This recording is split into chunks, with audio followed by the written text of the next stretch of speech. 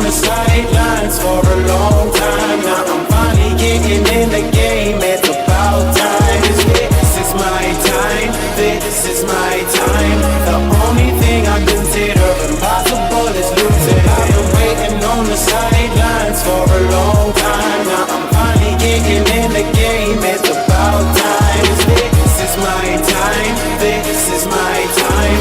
The only thing I consider impossible is losing.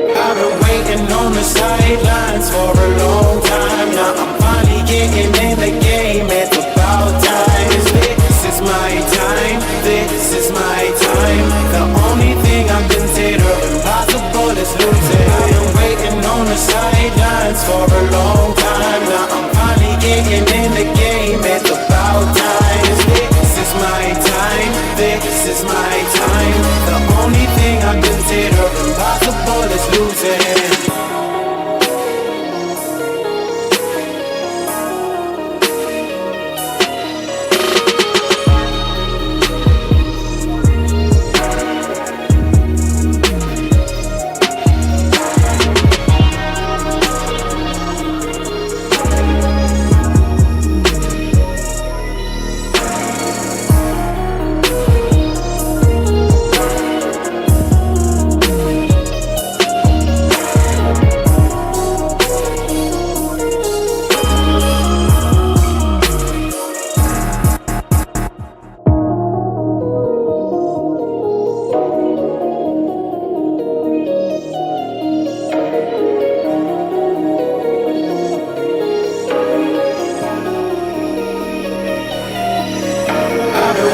On the sidelines for a long time. Now I'm finally getting in the game. It's about time. This is my time. This is my time. The only thing I consider impossible is losing. I've been waiting on the sidelines for a long time. Now I'm finally getting in the game. It's about time. This is my time. This is my time. The only thing I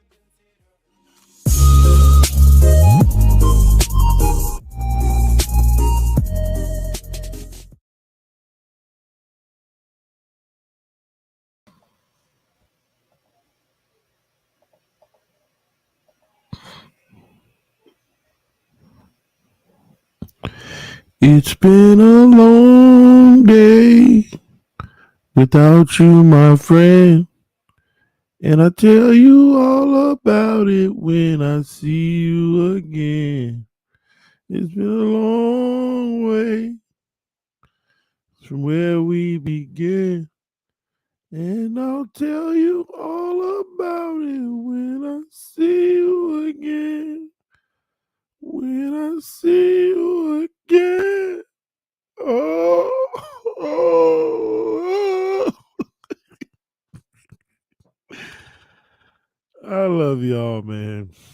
Miami Dolphin fans, welcome back to TDPHINSTALK, home of the real Miami Dolphin fans. This is Miami Dolphins Therapy Monday again, but I am here to help, here to lighten the mood, here to give context. As usual, I will have my opening monologue, giving you my thoughts as they have simmered overnight and let the flavors just get in even deeper. There's a lot that needs to be said. But before I get started, this stream is being brought to you by Mojo Sports. Thank you, Mojo, for bringing us a therapy session. Now, the only sad thing is that Tua stock in Mojo is no longer above $40. He's actually went down to 39 as he was as high as almost $42 per share because his stock was climbing.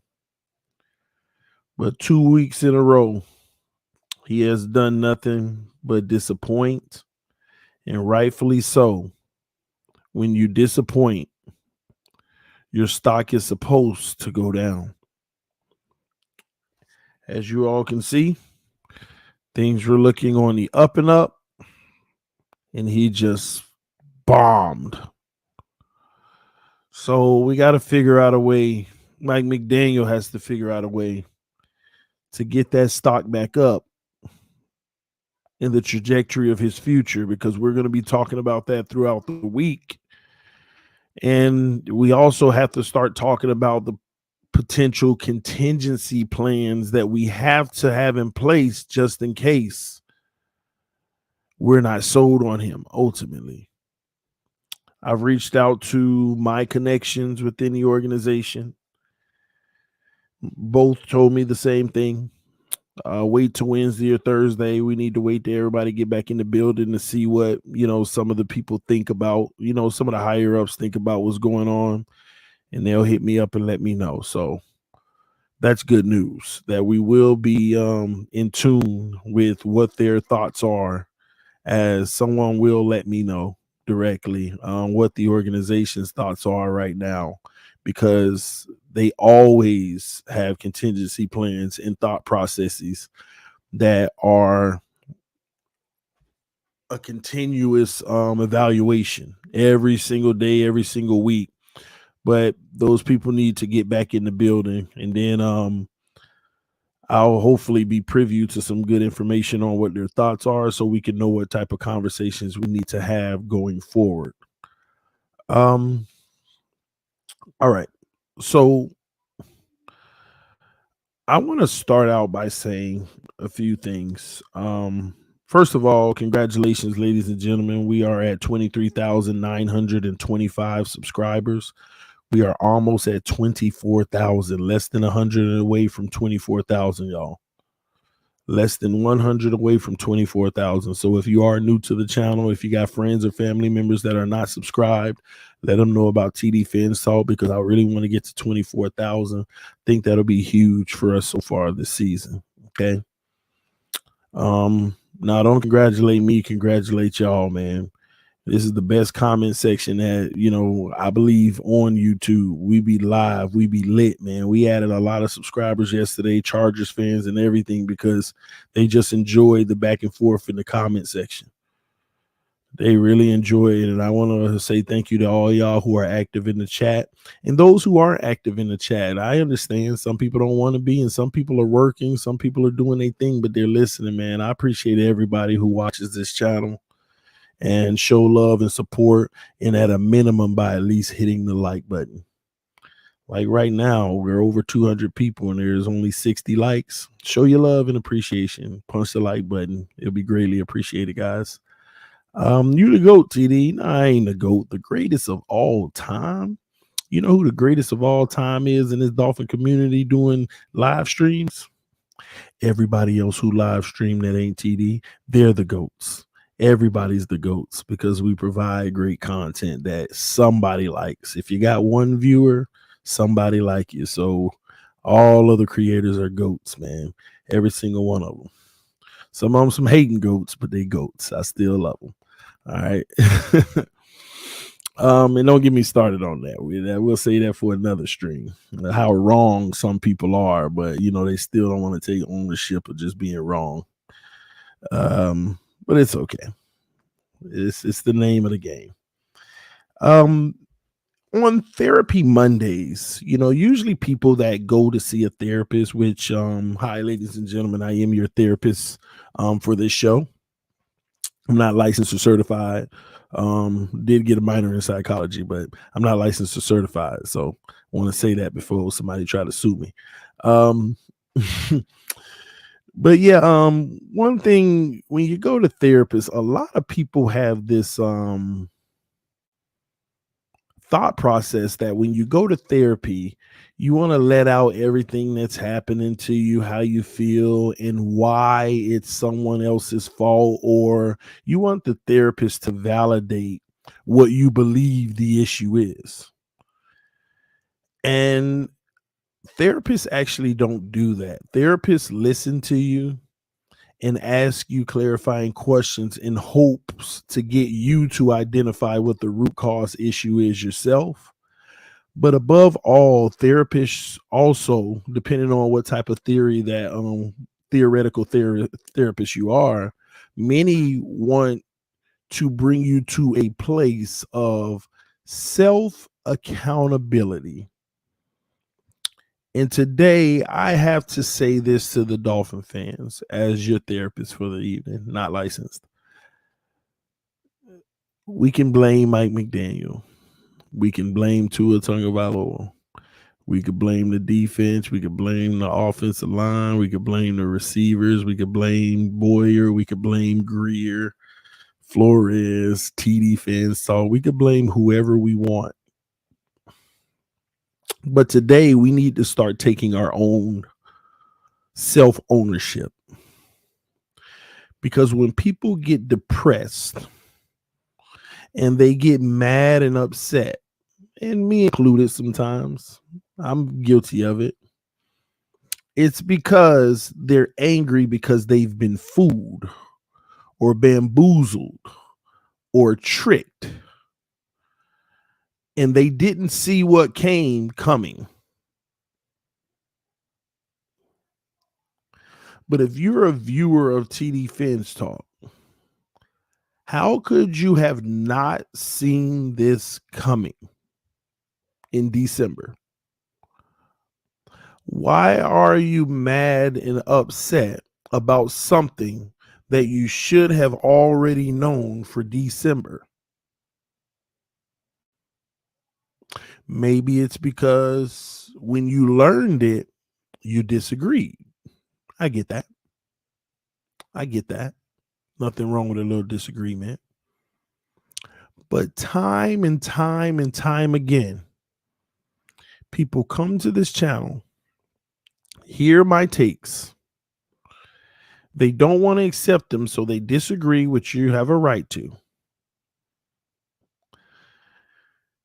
And you're provided evidence of why I believe what I believe. Evidence now, real evidence, film, evidence, clips, history, real evidence. And then when it goes exactly how I said it would,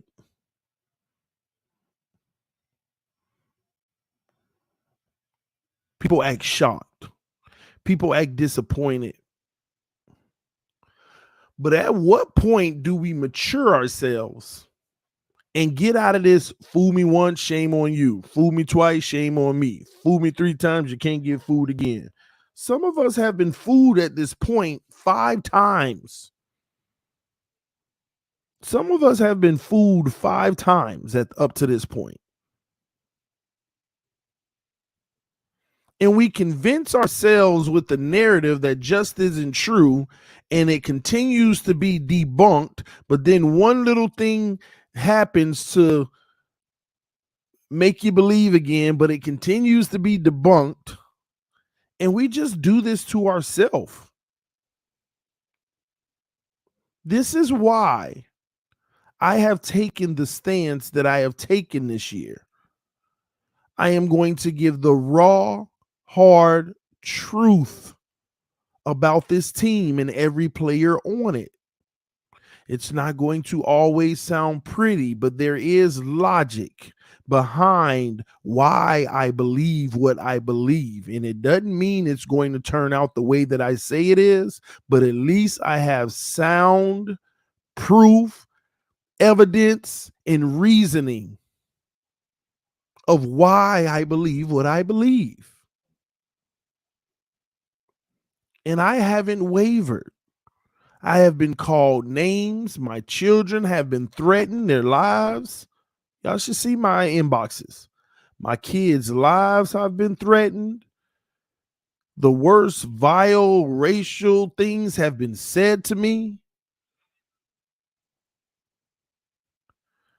People have been so mad and hated me for telling the truth when at the end of the day, what I've been saying has been correct. Oh, no, you don't have to apologize for what's happened to me. I'm okay though. I don't worry about it. I'm just letting y'all know how deep this gets. I don't come on here to just say what I say for awe and shock and troll value. Let me let y'all in on a little secret. When I'm on Twitter, I do troll, but I still troll the truth. I'm still trolling the truth. Now I may add a little extra on it and make it funny, or really go at, really antagonize, but I'm trolling technically the truth.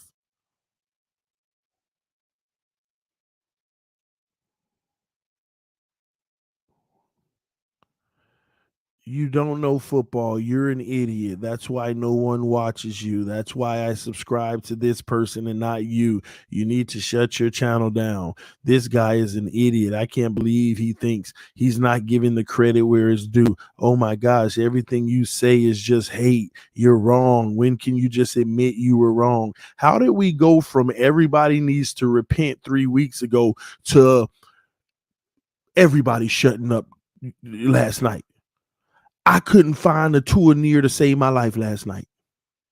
Ladies and gentlemen, I couldn't find a Tua. I was looking for him. TD was looking for him. I couldn't find one to save my life. I felt empty. I felt like they've left me. My gosh, I loved her and she left me. I couldn't find one to save my life last night. You know why? Because they're not going to humble themselves. They're not going to say, dang, TD, man, I gave you all this resistance, but you were right. They're not going to do any of that. They never will. They're just going to keep on. See, this is the sad part. Some people have told me, I'll never listen to you again because you're wrong about Tua. And I'm going to listen to this person because they're right, just because they share the same narrative. And now I'm hearing out of those same people's mouth, dang, I was wrong about Tua. He ain't it. But they still ain't going to ever listen to me again. You see that? You see that pride? They still ain't gonna ever listen to me again. They gonna still just listen to that other person because now it gives them comfort to be wrong together. And I don't have an issue with that, but I'm calling those people out. Look at how you live your life in the relationships in your life. Just because somebody have a difference of opinion, same thing with politics out here, man, regardless of what party you are. I remember in the elections and stuff, there's people who represent different parties in the same family that don't even talk to each other no more just because of that. Like, what have we come to?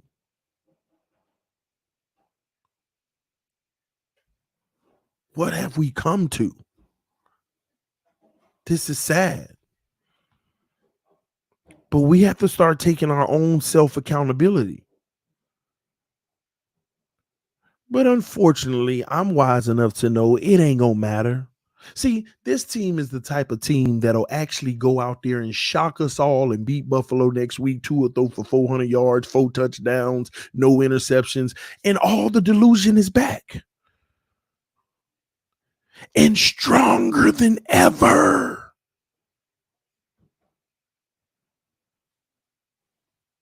That's how this works. And I'm not trying to set it up to, he about to do that and TD just hedging his bet. I don't even care at this point. I know what he is. I've been knew what he was, and I've been telling y'all what he was. But that's exactly the type of team we have and the type of situation we're in, because it's called being good enough not to be good enough. This man has had 4 big games in his career, and he's now 0-4. At some point, he got to win one at least. And people going to forget it's still 1-5 or 1-6. That don't mean we turned the corner.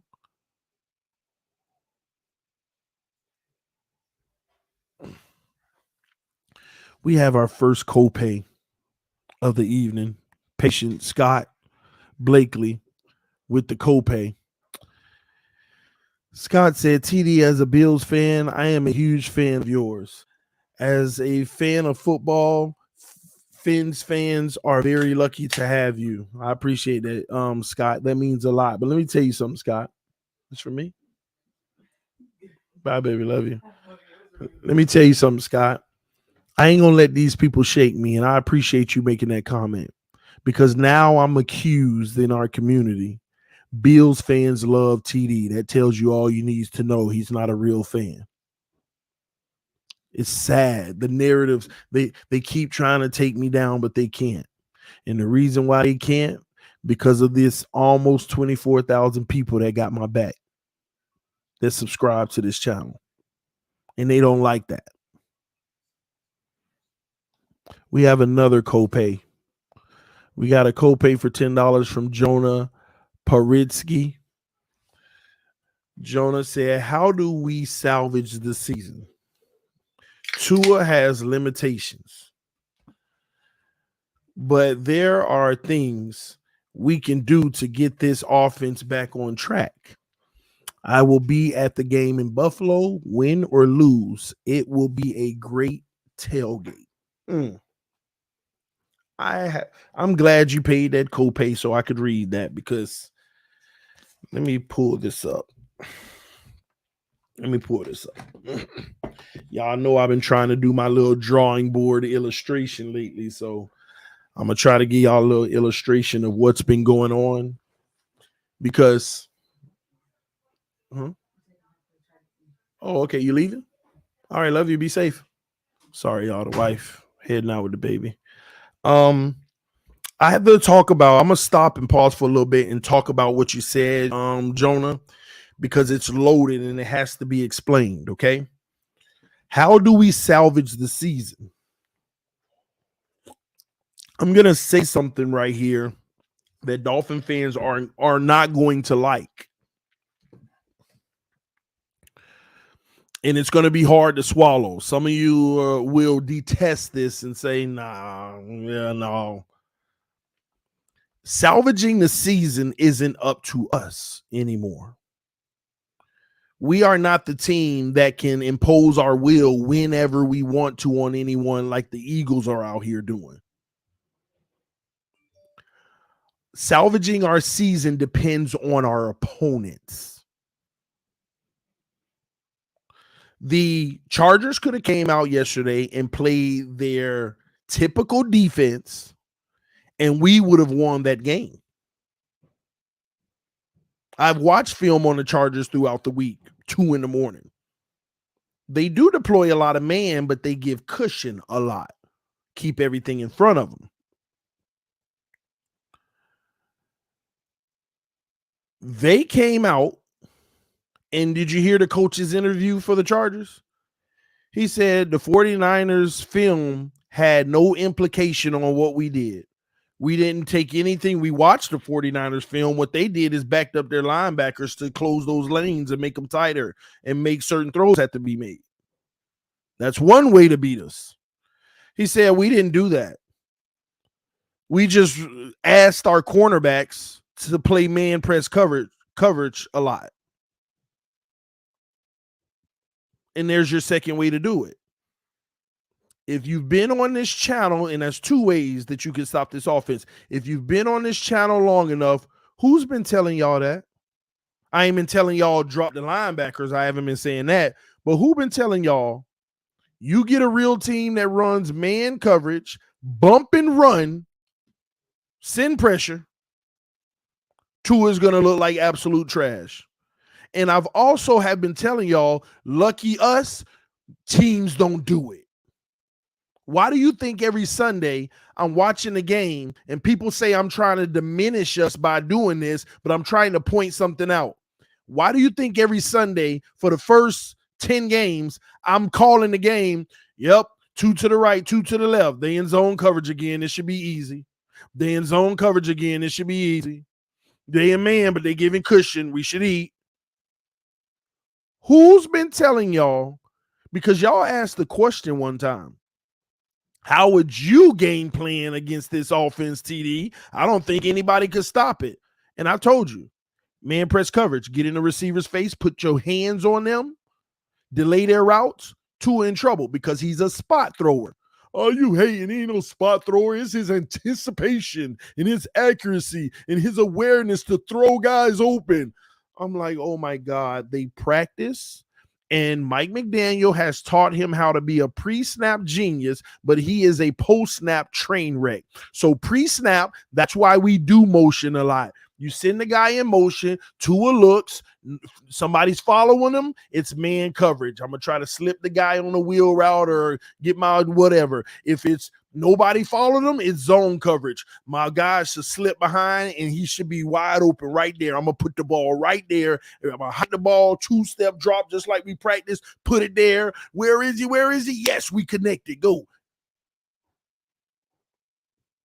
But the coach said, we played a lot of man press to bring the timing off. And sometimes we would show man press and then we would back out. Or sometimes we would show zone and then we would cover those throwing lanes. Because they are starting to figure out that Tua Tagovailoa is a spot thrower. He's not this anticipation thrower, this throwing the guy open. Oh, he's just such great accuracy and anticipation. You're being fooled. You're being fooled. Anybody in the NFL can, if Tyreek running a slant across the middle and you sending somebody in the flat and you got an end linebacker, any quarterback in the NFL can hike the ball, look at that linebacker, and if the linebacker go in the flat, throw it right where the linebacker was and Tyreek will catch it on the run. Or if he stays there, hit the flat. Anybody in the NFL can do that. And that's what this offense has been. And now with man coverage, it ain't no, he didn't follow him. He didn't follow him. Everybody's getting followed. So salvaging our season isn't dependent on us. It's dependent on what type of defense the opponent plays. So if we go out there versus Bills Mafia, and they run heavy zone with high safeties, we're going to eat them alive. If they get in our face, man, jam, and roll coverage and get in lanes, we're going to get destroyed.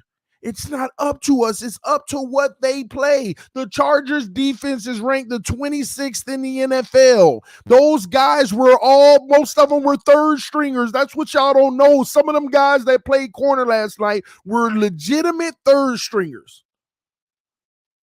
I'm not telling you the starter was out and they were second stringers. They were third stringers.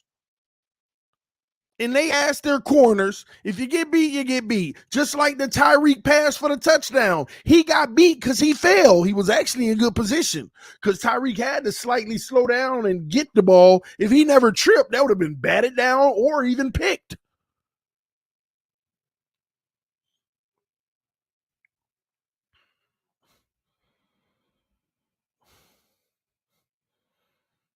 That's the point.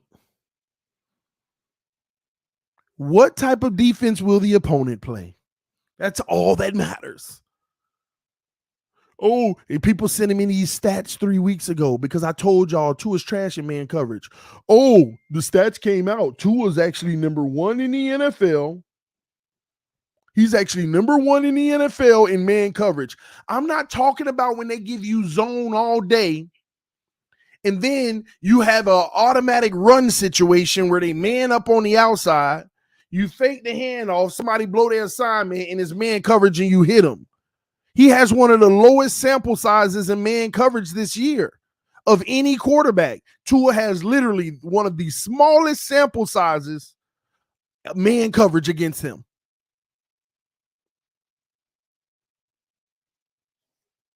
One of the smallest. And I said, don't worry. When you run into a team that deploys that man scheme and rolls coverage on a consistent basis, and I ain't talking, and once again, y'all heard me say this for the last 2 years. I'm not talking about man coverage 7 yards, 10 yards off the line of scrimmage. I'm talking about these guys were Tyreek Hill, what's up? He talking to him in his face. What's up? I'm right here. Yeah, let's go. Hike, putting their hands on him. You saw Tyreek and Waddle getting rerouted all day, but I told y'all this. TD, if you were a defensive coordinator, how would you game plan against this offense? I don't think anybody could stop it. Man-to-man bump and run. Don't forget the bump part. Screw their timing up. Screw the timing up. Because Tua is a timing spot thrower. He goes off of what he does in practice. All day in practice. Hike. That's why. This is what I've been telling y'all too. Tell me I'm wrong.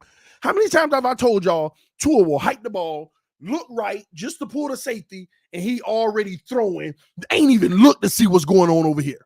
Don't even know if the safety came down here to jump the route. He don't know nothing. He just faking mechanics, looking at the safety, bringing them over, or the linebacker, and already firing the ball. Don't even know what's over there. And we got a lot of completions that way because it's timing.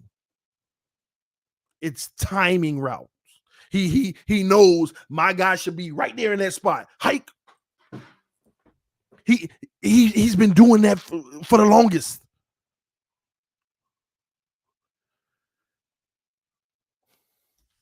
He's been doing it for the longest. This ain't nothing new. And when you got a guy who's just putting it in the spot because his receiver should be there at that time, all you got to do is disrupt the timing. Hike that ball, punch Tyreek and Waddle in the chest for 2 seconds because you could put your hands on them in the first 5 yards. Just don't tug. You could push, you can hit, you could bump in the first 5 yards all you want. Just do that, they're going to be a second off. That's why all his passes are misfired. This is what I tell y'all, why I tell you he's not reading the field. He's not post-snap reading the field. And I don't want to hear nothing about no drop passes. They drop passes because they trying to make heroic passes because the passes are off with the timing because they not getting to their spot quick enough. But y'all got to realize you shouldn't want receivers to have to get to a spot at a certain time. You need a quarterback that regardless of if they get bumped off the spot or not, you can adjust the throw to meet them where they are. You see how that works? That's real quarterback play. If I'm throwing a go route and I hike the ball and I see you stumble at first, I'm going to put a little bit more air into it because you're not going to get to that spot with the timing that we practice. You stumbled a little, so you're behind about a second. But that ain't Tua. Hike, go, get to, you stumbling, overthrow. It's not how it works. You got to evaluate what's happening on the field. You got to see if your guy is in trajectory to get to that spot in time. And he's not reading that because he can't read that. They have turned a slow blinker into a timing guy. That's what you have to do with slow blinkers. They know you can't process the field real time. So you got to put him in a situation where the play calls for perfect timing. And as long as you disrupt the timing, he's going to always look bad. And thank you. Let me put that comment up on the screen, and I'll get to some more super chats. But let me put that comment on the screen real quick, because this is what people don't understand. They called me a hater for this. Man, where is it? I got to find it. Thank you. TD been saying this before Tua was drafted. Why? Because I went and watched the college film. In the best defensive games he's played against. I went and watched the college film. And I had this evaluation before we even drafted him. But I automatically got labeled a hater right away. Because I had this evaluation of his shortcomings. So I had to live with that hater stigma. That's fine. I'm good with it now. Because I know I'm spot on. I got you, baby. Y'all give me 1 second. I'm going to help my wife move this wagon real quick. I got you, baby. Gotta lift this up. No. I got you. Oh, I'm sorry. I'm trying to go to Target. I know. Don't spend too much money. Not Christmas shop. Try to hold it still. Because the camera gonna move. All right, you good? So, I may have adjusted the camera a little bit. Yeah, the camera probably out of whack now. Sorry, guys. Sorry, family. Okay. Thank you. All right, I'll check the camera. Thank you. You're welcome. It's fine. Okay. Thank you. Y'all be safe, okay? All right. Sorry about that, y'all. Thank y'all for your patience. You what? You got my wallet? All right, behave yourself, please. She going Target, Lord Jesus.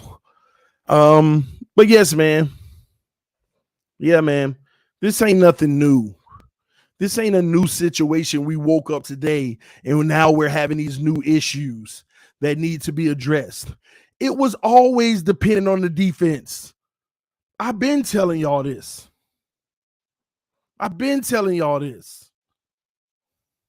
It's always been dependent on the team we play and how they deploy their defense.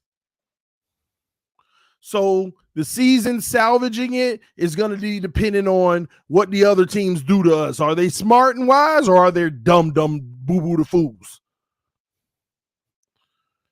Tua has limitations, but there are things we can do to get this back, offense back on track. What do we need to do? I'll answer that too. Okay, what do we need to do to have a better outcome?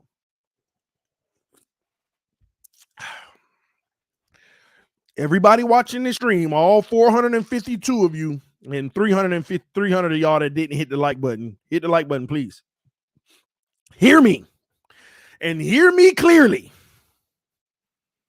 Hear me and hear me clearly. I'm about to educate you on something that you want to continuously ignore. What can we do to get this offense back on track? It's simple. Tua has to play better. Let me tell you what I mean. In a game like that, what we have to come to the realization of is he was going to struggle. There weren't many receivers open in the game. There weren't supposed to be many receivers open in the game. It's man coverage, press. But when they do give you an opportunity, even when rare, you gotta take advantage of it. You want the perfect example? Go look at Herbert last night. I don't care what none of y'all say. Herbert's O-line was worse than ours last night. Herbert's O-line was absolutely worse than ours last night. Some of you may have not have paid attention to it. That O-line was worse than ours last night. Herbert was running for his life. He was getting whacked on at almost every play. Now, he looked like a god with pocket presence last night, escaping it all most of the time. We still got to him. But Christian Wilkins by himself obliterated their whole O-line. Then Jaden Phillips by himself later in the game started obliterating this O-line. That O-line was worse than ours. Our cornerbacks actually played some tight coverage at times. But that's where you see who the real ones are and who the fake ones are. That's where you find out the real ones from the fake ones. Herbert's O-line was trash. The separation with the receivers weren't there all night. They were making catches where I'm like, well, ain't nothing the corner could have did. It is what it is. We all over their back trying to stop them, but the ball is perfectly placed. All you got to do is go to one play that'll describe the Dolphins. Mike Gesicki coming across the middle, where the cornerback knocked the ball out of Gesicki's hand. Why did he knock the ball out of his hand? Because when he was running the route, Tua's ball was behind him and he had to reach back with the corner, looking him right in the face. Oh, you're this close to me? Literally reaching back for it, got his hands on it, but it's easily knocked out. You can't say Gesicki got to make that play. He reaching back, got his hands on it, knocked out, because you got to put it in front. Catch, tackle. That's what we were doing to them. They would catch it and we would tackle them.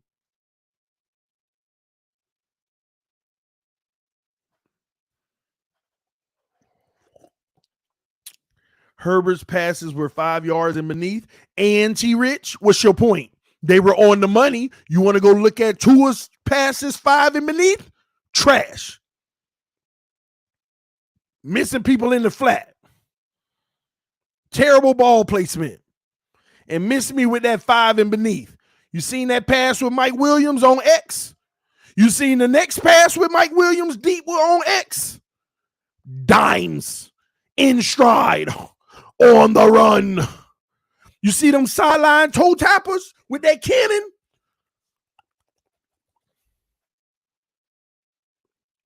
Bro, don't sit here and make excuses today. You saw a real G last night. You saw a real quarterback last night with a trash O-line in front of him. You saw a quarterback helping carry his team. You saw a guy carrying his team. And on the other side of the ball, you saw guys trying to carry their quarterback, just couldn't do it. They couldn't even carry him enough. And that brings me to this argument. This was my argument from day one with the Deshaun Watson, Lamar Jackson, Brady, all of that crap, right? This was my argument day one. You need to get a quarterback that can make people around them better and hide their inefficiencies versus trying to go get everything around the one guy. The Chargers got 5 guys on their O-line that looked like absolute boo-boo last night. Herbert made them look good. Herbert made them look like they were enough. You see how that worked? As much blown assignments and just one-on-one losses, Herbert made them enough.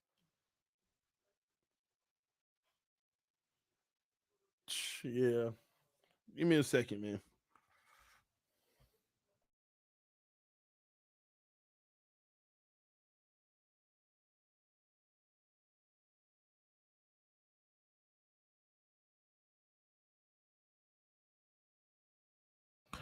My bad. Colin Cowherd going off right now. Can't wait to see what he got to say. He been on money. Skip been on the money about Tua. But I know these guys, people hate them. But just like me, there's logic behind what they be saying. Anyway, man, Jonah, thanks for the copay. Hopefully I answered your question very well. And good luck at that Buffalo game. I hope that we give you something to be proud of. And I'm starting to feel like we will, because that's the trick of Tua Tagovailoa. He going to always be good enough to not be good enough. And when he look like his biggest trashiest self, he shock you with something to make you feel like, well, hold on, let's just see. That's who he is, man. We got another copay from Boss 21. I saw how much of a spot thrower he was last night. You were right about that. I've been right about it. The problem is it's hard to prove he's a spot thrower when it's working. See, if Tyreek and them was in those spots and they weren't getting bumped and the Chargers were giving cushion and they were catching the ball all wild last night, I would have still said he a spot thrower, and they would have been like, this idiot, that's anticipation. That's throwing your receivers open. That's elite quarterback play. You see what I'm saying here, y'all? That's the problem with my argument the whole time. It was hard to prove it, and I'm just sitting here waiting all season. Man, somebody give us man-to-man bump and run so I can just show these people what I'm talking about. I didn't think it was going to be the Chargers because I watched they film. They play some man, but they do give cushion. But they coach did say we asked our corners to give man press coverage a lot for this game, to move those guys off their spot because their whole offense is about timing. Just disrupt the timing. And that's what a spot thrower is. It's about timing. You should be here at this time. So, oh, that's why some of the completions look so bad, Joe. That's like I shouldn't have to prove this again. That's why some of the completions look so bad, because he's still putting it in that spot. Tyree get knocked on the ground, he out of the play. It's over for him. But you still, that's why some of his throws, it's like nobody was even there. Where are you going, Tua? He wouldn't read no field. He has no idea Tyreek was on the ground over there. You know why? Because he ain't really playing football and looking at the flow of things and feeling it and throwing it. He's, all right, pre-snap, I know where I'm going with this. If the safety come downhill, I don't go there. I actually go there. And if the safety bails, then I come back this way because the crosser should be there. He knows that. But he don't know real time. Oh, crap, the safety bailed, so I'm supposed to come here, but dang, the linebacker backed up. Or, where's my receiver? Oh, wait, where was my receiver? You were supposed to be there. You know why they had to create that kind of offense for Tua? He kind of told you. He proved it to you. Well, you know, I can't see them if they can't see me. Get somewhere that I can see you so that I can throw it to you. So if I can't see you, I can't throw it to you. And they came to the realization you ain't never seeing nobody on the field. So therefore, let's just create a timing. Don't worry about seeing them. Let's put it in spots.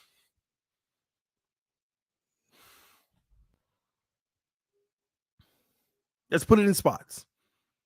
I shouldn't have to prove this again. I should not have to prove this again. If last night's game wasn't proof, I don't know what to tell you. I should not have to prove this again. He go to Buffalo and he shreds them apart, and it looks like they dimes and they own the money.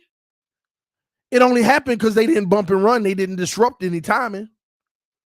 But don't start saying, look at the accuracy, look at the timing, look at the ball placement. He's throwing guys open. Don't say that.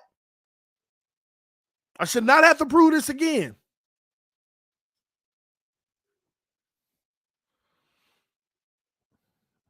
Please, mods, attention to all mods. Do not put anybody in timeout because they have a difference of opinion than me. We only do it for disrespect and profanity in the chat because we have kids that watch. So mods, stop timing people out. So in those who are getting timed out, some of them are because of profanity.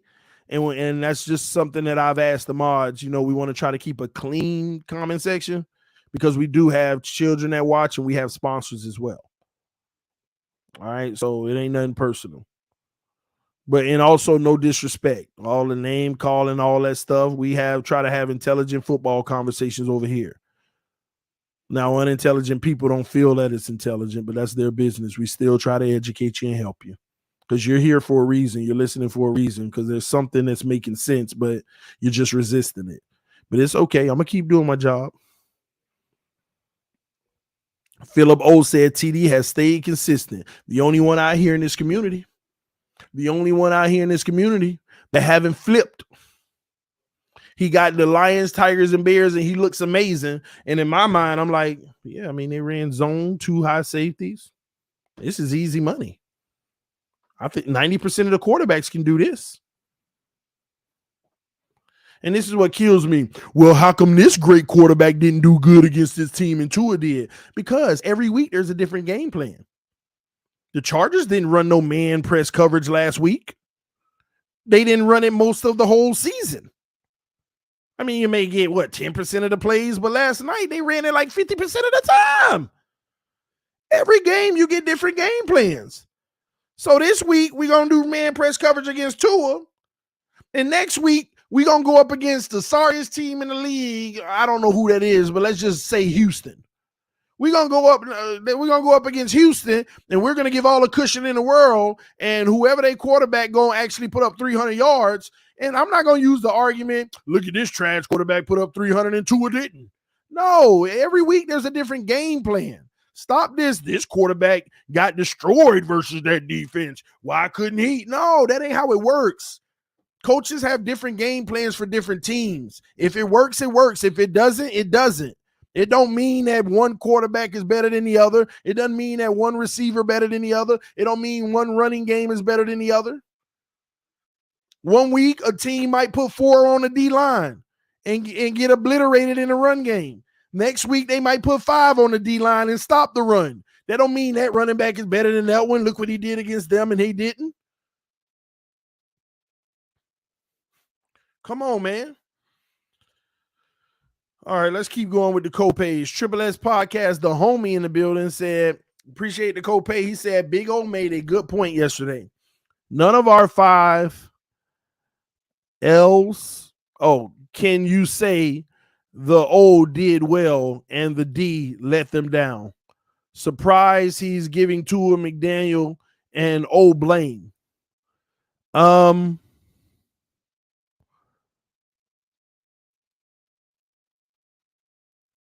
Well, I feel like that's kind of on the defense as well. Now, here's a catch-22. I feel like that's irrelevant. Here's why. A lot of our wins, our defense also played like trash. Our defense played like trash versus the Lions. Our defense played like trash versus the Bears. A lot of our wins, our defense played like trash, though. And that means the offense held it down for us, actually. So the very opposite of that is also true in all of our wins. So you can't expect them to do it all. You can't expect them to. So you're going to have some games where it's the total opposite.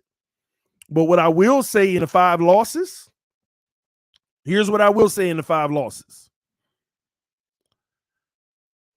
The 2 losses by Tua, the very things that I've been telling y'all he struggles with, and that's the area where I want to see him improve, he was exposed. The other 3, I can't even front. I don't fret those losses. The Bengals game. Tua turned the ball over early in that game. Teddy actually didn't do bad. He threw the pick late. And Gesicki, that was more so on him, but he threw the pick late. We had a chance to win that game, but we got a sitting duck quarterback.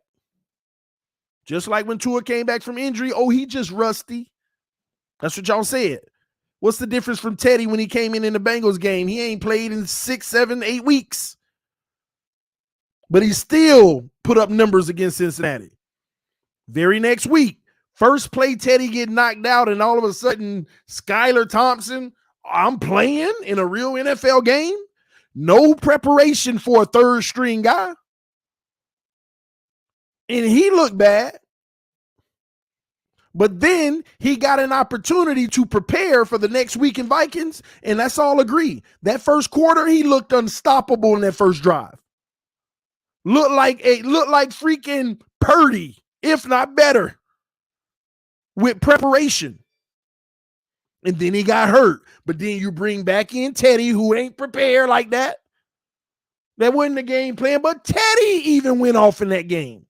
But the defense was too much, didn't do enough versus Minnesota, because that was over 400 yards of offense against one of them teams.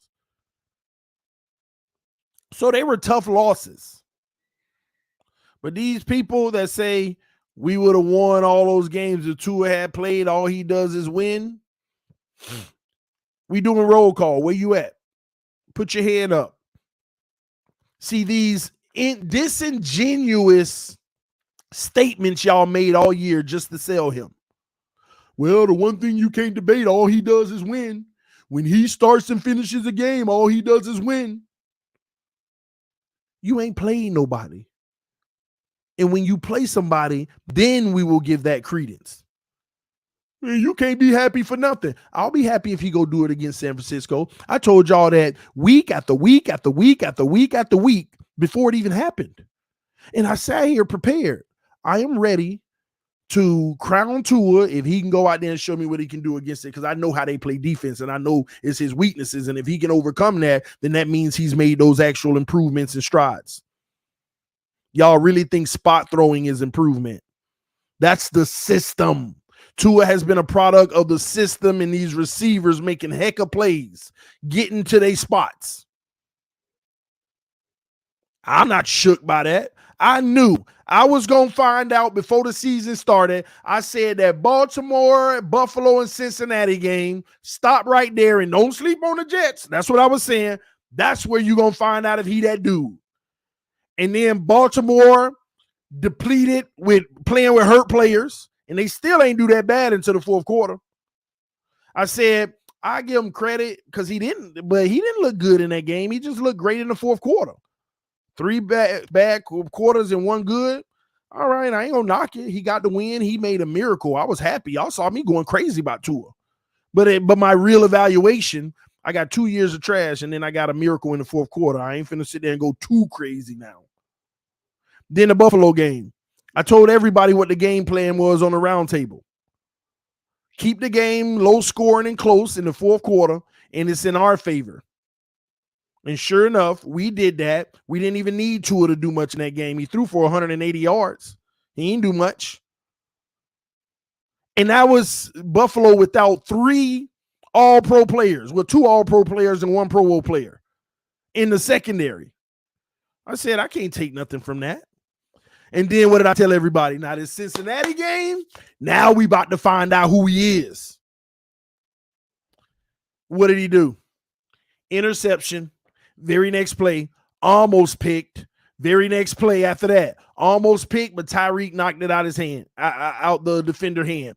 And the next play after that, the big play, he got hurt. He looked like trash versus Cincinnati while he was on that field. And I said, yeah, it ain't nothing there. But people were still living off of Baltimore and Buffalo. Ooh, yeah. Ooh, yeah. Tua's 4-0, 3-0, or whatever. They still living off of the Baltimore and Buffalo. And I'm like, dang, that's all it took for y'all to crown him? He get hurt. It makes his legend and value even bigger that we were losing while he was out. And the sad part is some of y'all ridiculous, call yourself Dolphin fans. You really wanted us to lose just so you could say, see, we need Tua. See, we need Tua. See, we need Tua. And I sat back and I was like, y'all so disingenuous. Soon as Tua come back, he had a bad game. Let's call it what it is against Pittsburgh when he came back. That was not a good game. What did Pittsburgh do? They played this style of defense, didn't they? He had a bad game. But guess what? We won. And everybody know their offense is trash. But I don't care. Why can't you be satisfied? At least we back to winning because Tua's back. He the only reason we win. Not thinking that the real person is Teron Armstead, the reason why we winning. Because he's given Tua the time to spot throw. So then, myself, I pumped the brakes. We had 3 games where he played at an elite level. Spot throwing the whole time. But if teams going to do it like this, then I'll take it. I said, man, Tua looking good. He ain't got to deliver the ball in that spot accurately like he is, but he is. He exceeded my expectations. But I ain't going to crown him yet because I'm still waiting on that real defense. But I'm happy with what I'm seeing right now. But that was enough for many of y'all. Nah, he a franchise quarterback. Give him his money now. Everybody need to apologize. Where the receipts? It's over. Oh, my gosh. I'm like, dang, boy. This is just bad. Just gullible. Man, everybody, TD, bro, I can't listen to you no more. I tried to believe what you were saying, but I can't listen to you no more. It looked like you were wrong, bro. It's time for you to admit it and apologize. What have I been wrong about? Wide open receivers, spot throwing. It's just easy money. But I ain't trying to take away the credit because I'm waiting on the real defense. Houston game comes. He looked bad, but we won. I'm like, he's still technically been very inconsistent this year. But there's a lot more productivity thanks to Tyreek Hill and them weapons.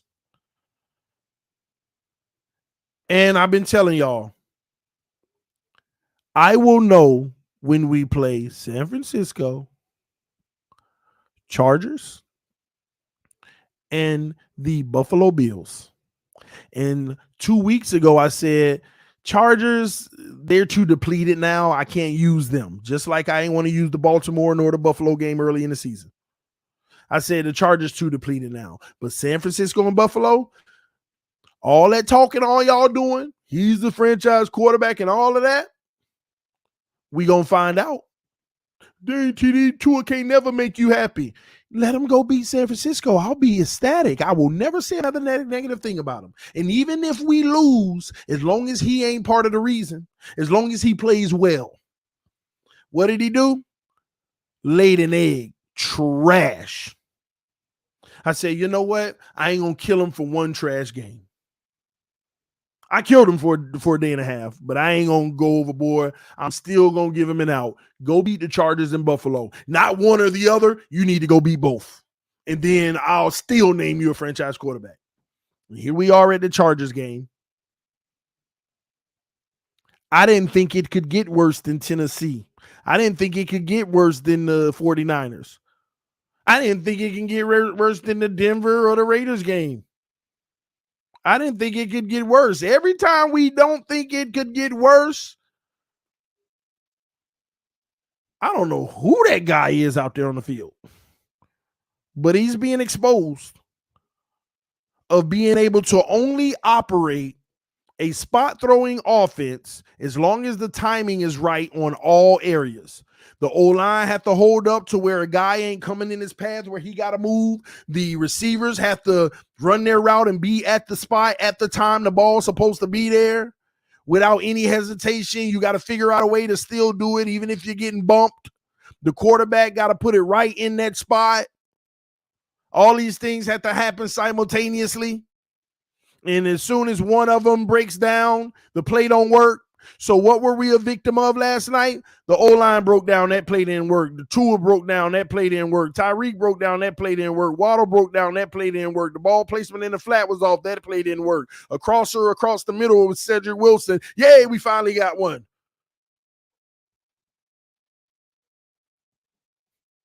Too many things have to happen for the play to work.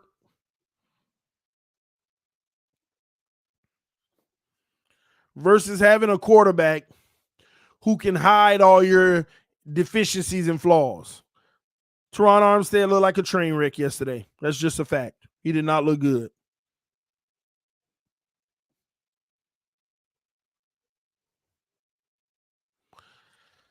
Let me go to some more co-pays if there are any. Here we go. Boss 21 with the copay sale. Also, like I said to you on Twitter, it's time to start losing more followers, TD. Let loose on him, TD, so we can get back to winning. Yeah, but I'm starting to feel bad for these people. I don't want to lose them anymore because they're just lost, and I'm trying to find them. They're just lost. They're prisoners of their emotions. I'm tired of creating enemies. Like I told y'all yesterday when y'all said I was preaching. Galatians 4:16. Me telling you the truth is creating enemies. Telling the truth creates enemies because the truth can be hard to take and people don't like it all the time because it goes against what you think is right. And you just can't, it won't acknowledge it's the truth.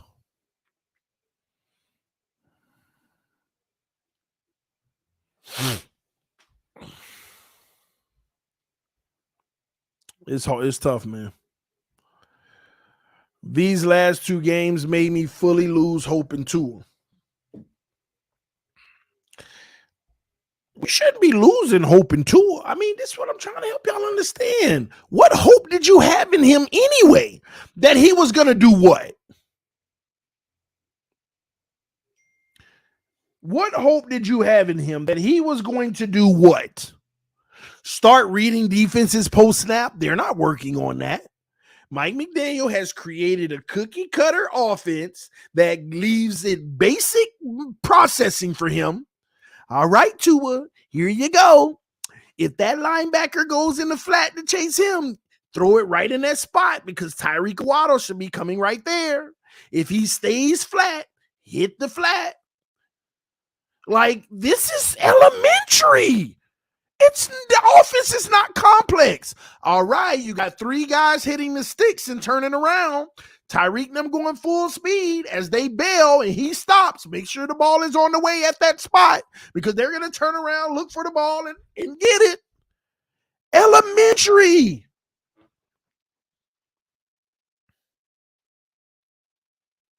It's not hard. And he's not having to do any processing post snap. But now if teams play him like this, now he got to all of a sudden be a processor. And then you get mad because he struggled. Don't get mad. He ain't never been a processor. So what McDaniel did as a genius is create a system where he ain't got to process. He just got to do basic. 1 + 1 = 2. I ain't got time for you to be worrying about 2 × 8 pi squared with the roll coverage and this and that. Nah, let me make this simple for you. I just need you to put the ball where it need to be so we can keep the ball moving. And if you want to really dig down into it, Flores did the same thing. Flores and them gave up on trying to teach this man how to read defenses and post snap. They created a cookie cutter RPO offense, quick slant, quick flat, tight end flare out. Make the linebacker wonder which one to cover. Whatever one they don't, Tua just hit them. We want it easy. This is the same concept that Flores had. It's just a lot more vertical and deeper crossing routes because you have the weapons like Tyreek to do it. Same concept, but just a few more deeper crossers because you have the weapons.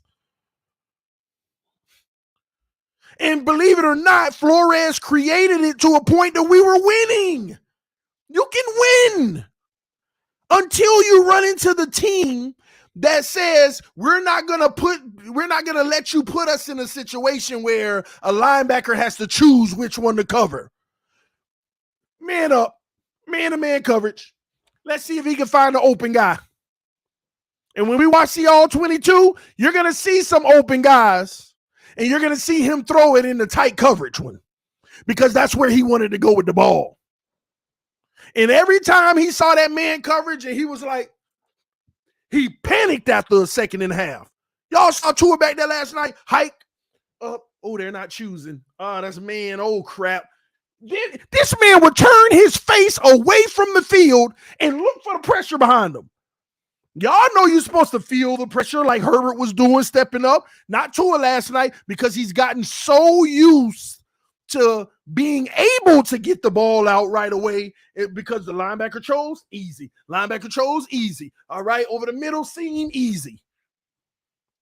But now nobody's open like that, and you got to make perfect throws, so you're looking for the better one, and you are turning your head like, oh, is the pressure coming?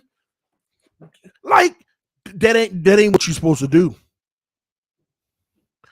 You're not supposed to look for the pressure and see if it's coming. And the only positive about Tua last night is in the second half, he started to get it. In games like this, I got to be a playmaker. When they playing me like this, I got to use my legs. And then and only then we started making plays. Then and only then we started making plays.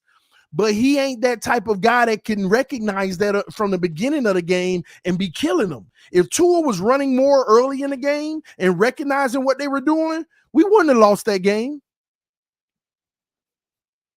Now, but the problem is we also got a guy that you don't want doing that because at some point he going to take them hits. And it ain't going to be good. It ain't going to be good. And that's the limitations we got to deal with.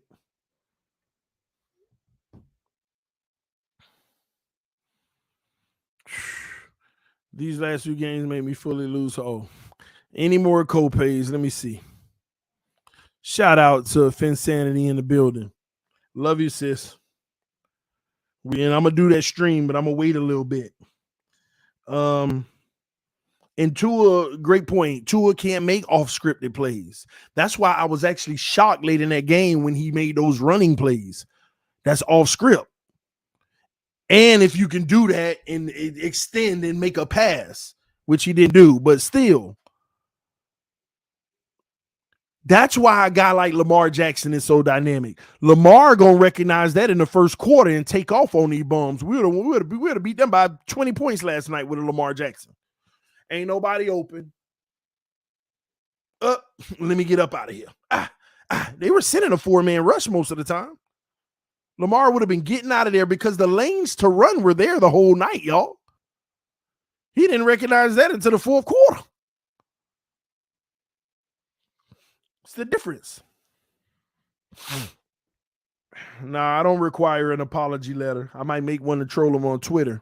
Make my own apology letter. Y'all owe me an apology, but I ain't finna do it because I'm telling y'all now, we're the type of team where Buffalo come out there in zone, Tua gonna rip them apart. We gonna get that 1 or 2 deep balls with luck, 50-50, Tyreek snatch it.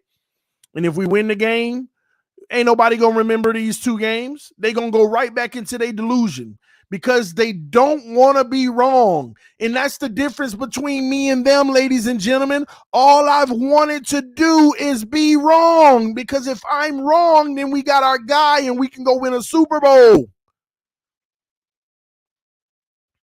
That's the difference. I actually, and you ain't got to believe me, but I want to be wrong about my assessment of Tua Tagovailoa. But I'm not going to abandon it just because I'm a fan. I'm going to tell the truth. I want to be wrong. If I'm wrong, we all winning. But now people feeling like, dang, man, I might be wrong. Maybe he is trash. But you don't want to be wrong so bad. If he come out there and he ball out versus Buffalo, you're going to act like these 2 games, they never happened. All I'm going to say to you is this. If Buffalo come out there man coverage and bumping and running, we ain't going to win and he going to look like trash. If they come out there and zone the whole time and we win, remember, it's because they ran zone the whole time. Remember that. Don't sit there and be like, oh, I told you he'll bounce back. He the guy now. They ran zone. Telling y'all this for 3 freaking years now. Herbert even better than Tua at RPO. Listen, man, at this point, nobody need to mention Herbert and Tua name in the same sentence. Matter of fact, I feel like Herbert just entered into the bottom echelon of the MVP conversation and Tua got kicked down to like 20th. I feel like Herbert done snuck himself into the top 6 in the MVP talk. Go look at his numbers. He right there with Tua. I mean, he actually exceeding Tua right now, and Tua's in the conversation. Truth be told, Herbert should have been in the conversation. And if he wasn't, now he should be.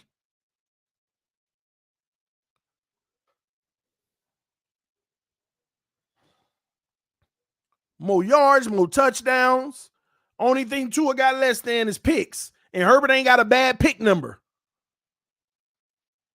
Only 7 through 13 weeks, 14 weeks. 1 every 2 games. That's good.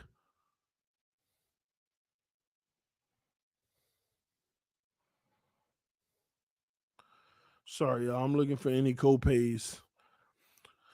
Philip O with the co-pay said Tua guilty of man coverage slaughter. Yeah, they're going to give him early release. He didn't do that much damage. I remember TD said if teams run zone on us, we winning a Super Bowl. If they run man to man, getting destroyed. Didn't I say it when I left training camp?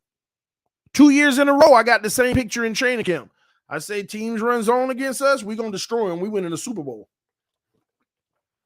Man to man, we getting destroyed. We ain't got a shot in the gun range. Lucky us, 80% of the teams will run zone against us. So we will be a playoff team. That's what I told you. But when you get in the playoffs, you better hope the matchups we get are the zone teams early on. But you ain't getting past no AFC championship. Because you're going to run into one of these man up teams before that. And yes, I did say that. I said it numerous times. And y'all let me know. And sometimes I need validation to make sure I ain't tripping. Do you remember me saying that? Last year training camp and this year training camp? The exact words. The exact words. Yes or no in the comment section. Do you remember me saying it? The exact words.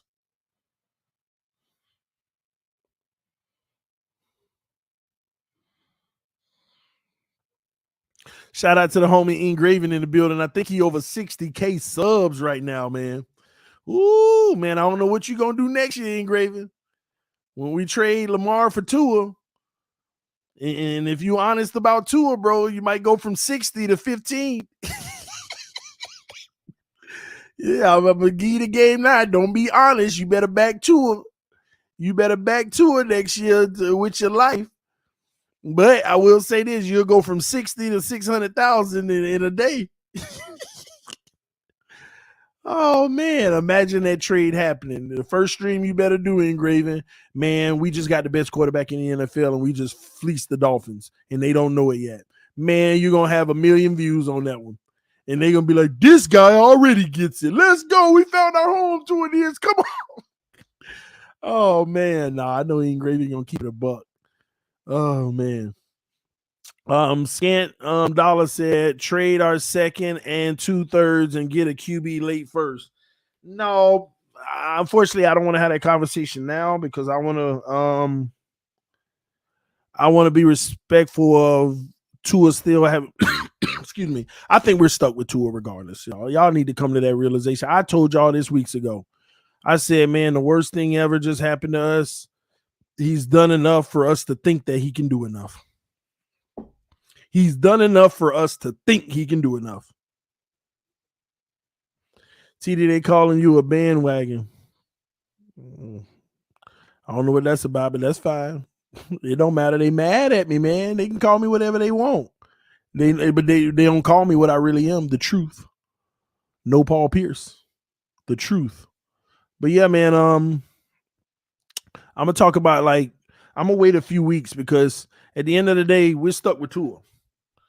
We got rid of all our draft capital to put stuff around him. We got rid of first round picks for Tyreek. Then we lost one with the NFL with Stephen Ross. And at that point, they went and got Bradley Chubb. They say, man, he done destroyed the Lions, Tigers, and Bears. Oh my, we need to go ahead and go for broke. I think he can help us get to a Super Bowl. And now they sitting there in that office probably like, God dog. We officially have a team that could win games every year, but we ain't going to ever do nothing special. And if you look at our salary cap situation going forward, we are in trouble. We actually can't even afford to make the team better. We're actually going to lose pieces next year. We're actually going to lose pieces. And maybe not next year. We won't feel it as much, but 2024, y'all going to see Dolphin fans. When you look at the salary cap implications, you're going to see what I'm talking about. And you also got to pay Christian Wilkins, who's looking like one of the most dominant tackles in the NFL. You about to get rid of corners, and you're not going to get as good as Byron and X. It'll be real hard to do that, especially since you got to save money at the position. And I'm hearing all this talk that Kohu and those guys are the future. Let's get something straight. As good as Kohu has quote unquote been playing, he been getting burnt too. And what I mean by that, he could stick with his guy, but he ain't ever gonna stop no great receivers. Y'all gotta stop looking at him doing well versus the Lions, Tigers, and Bears and thinking that we got the next all-pro. Stop it. Every time you see somebody flash across the screen, Kohu just made a good hit against Bob Miller. Who the heck is Bob Miller? I don't know, but Kohu balling. Stop.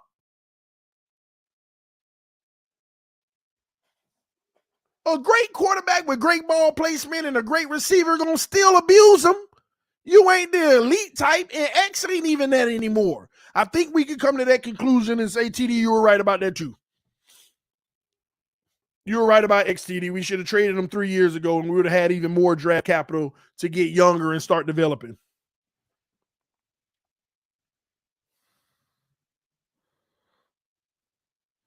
I agree. Kohu is a solid backup, but that's what he is.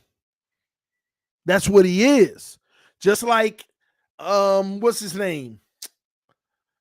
Nick Needham. Great, man. Plays well, but at the end of the day, let's just be honest. When the rubber meet the road, you still ain't contending with the best receivers. Let's just keep it a buck.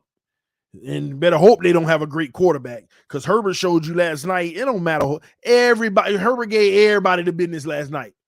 Oh, you think you in good coverage? Look at this pass. Look at that pass. Ooh, I like that coverage. Better pass.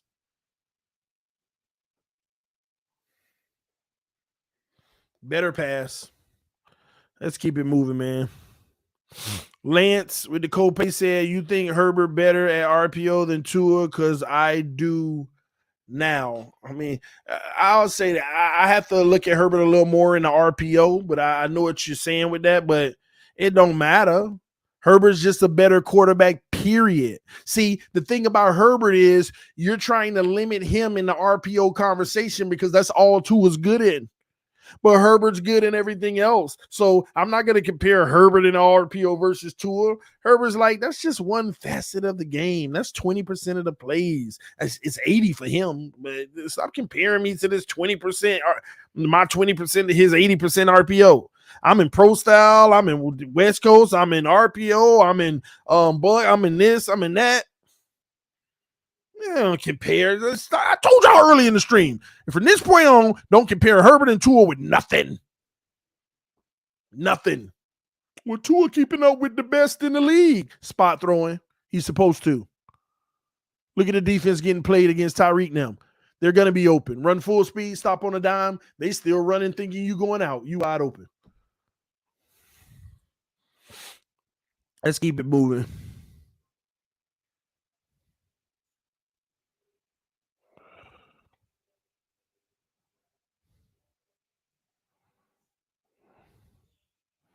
Somebody said, oh my God, you're making it seem like Tua is dumb. I never said that.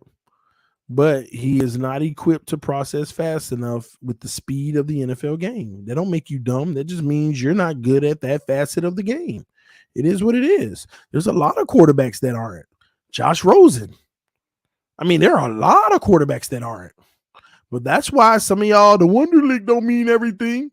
It's a nice indicator. It doesn't mean everything. There's some quarterbacks with low Wonderlicks that was great.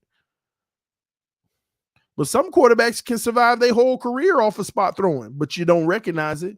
We want to sit here and call it anticipation and surveying the field, knowing where to go with the football. And I've been hearing that a lot. Tua's been knowing where to go with the football because he know pre-snap. McDaniel set the offense to where this guy should be open against that coverage.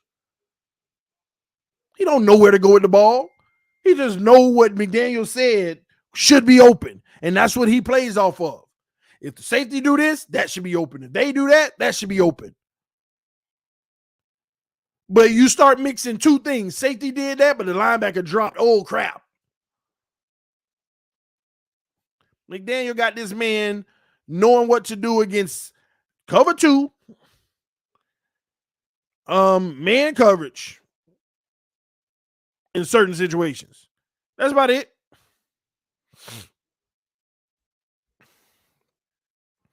Let me see here. I know there was some more copays came through. There's another one. Jose said, for me to forget these last two games, Tua needs to pick it up big time. Better not lose another game and do something in the playoffs. I think we're about to go on a win streak.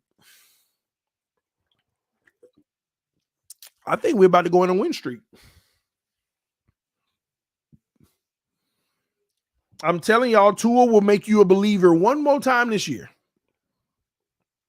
Man, I hope he goes on a win streak and then plays great in the playoffs and we go to a Super Bowl and he even wins.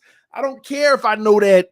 I don't care if I know that we did it because of the other team's defenses didn't do what they needed to do.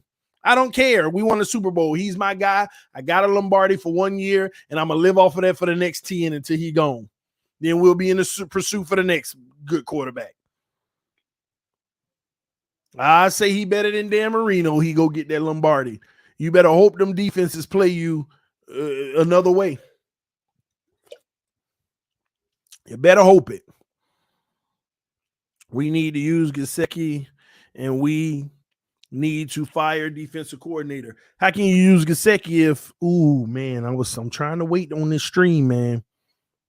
I'm trying to wait before I do this stream because we got to have a conversation about Mike McDaniel.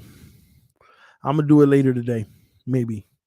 There's a stream I gotta have with y'all, a serious conversation about Mike McDaniel. Y'all know I like Mike McDaniel, but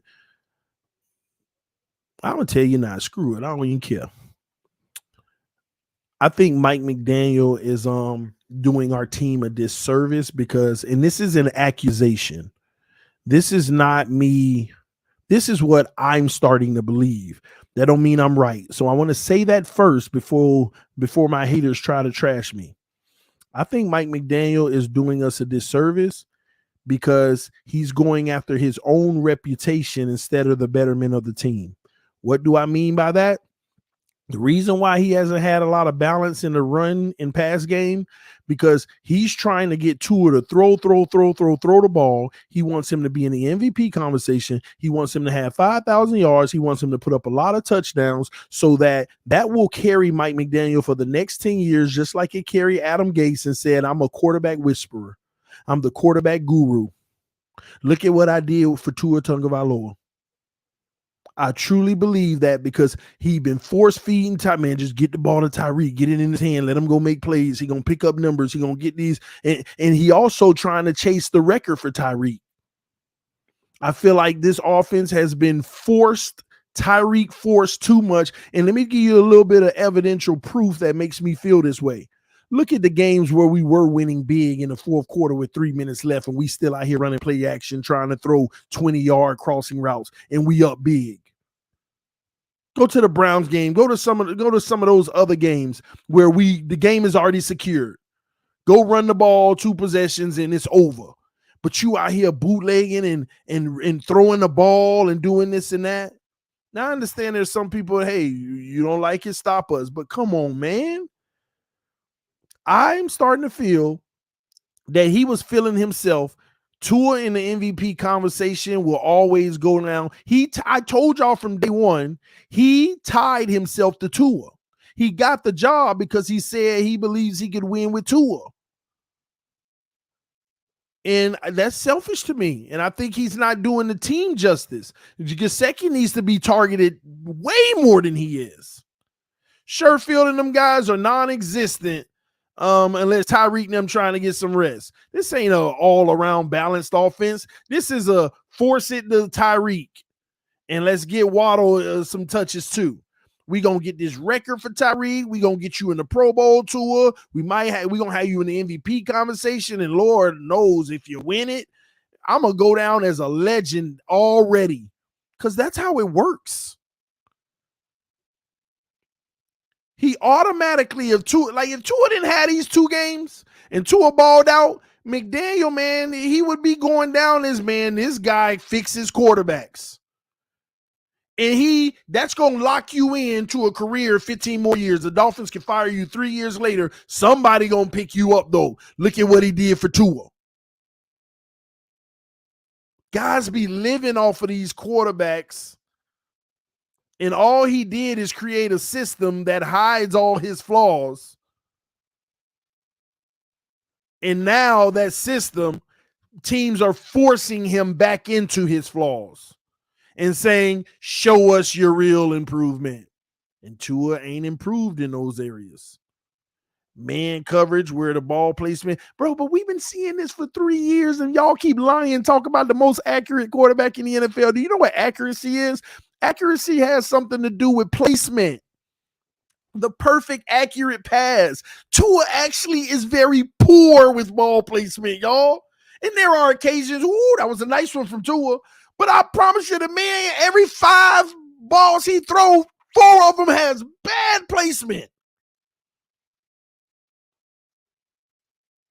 And 4 out of the 5 still caught. Y'all think just because you catch the ball, it's accuracy. Now, don't get me wrong. You put it in a vicinity where your guy could catch it, but that don't work against man coverage. It don't work against man coverage. You got to be accurate. You got to be accurate. Tua threw a lot of the same passes he been throwing versus the other trash teams where he lit up right in the same place he was throwing them against them other teams.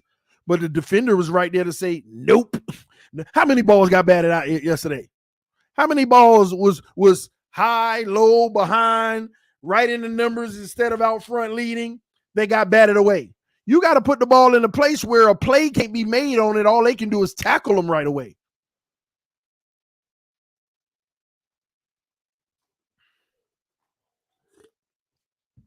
Somebody said all dropped. Yeah, they're going to get dropped. When a defender hitting it, when they shouldn't have never had a chance to hit it if you put it in the right place. That's how it works.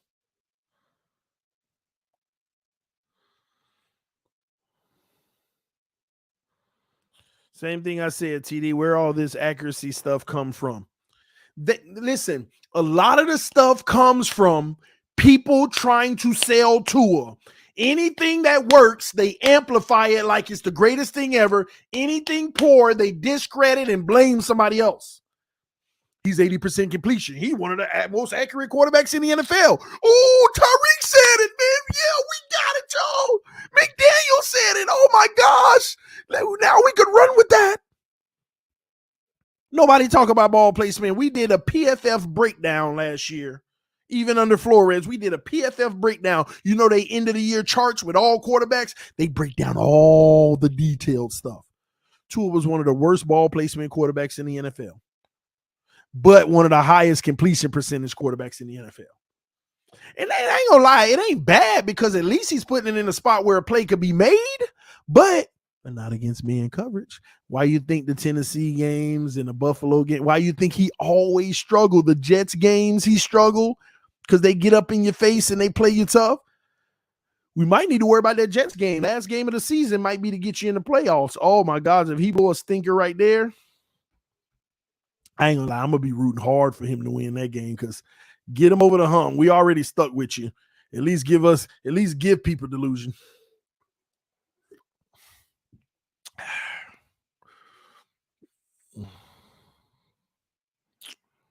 Let's see. Any more copays?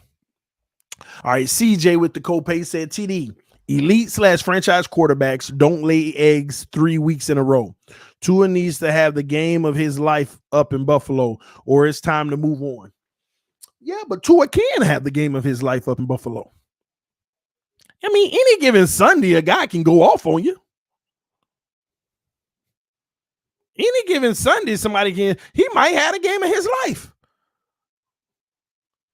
But all it's going to do is run y'all right back deeper in your delusion.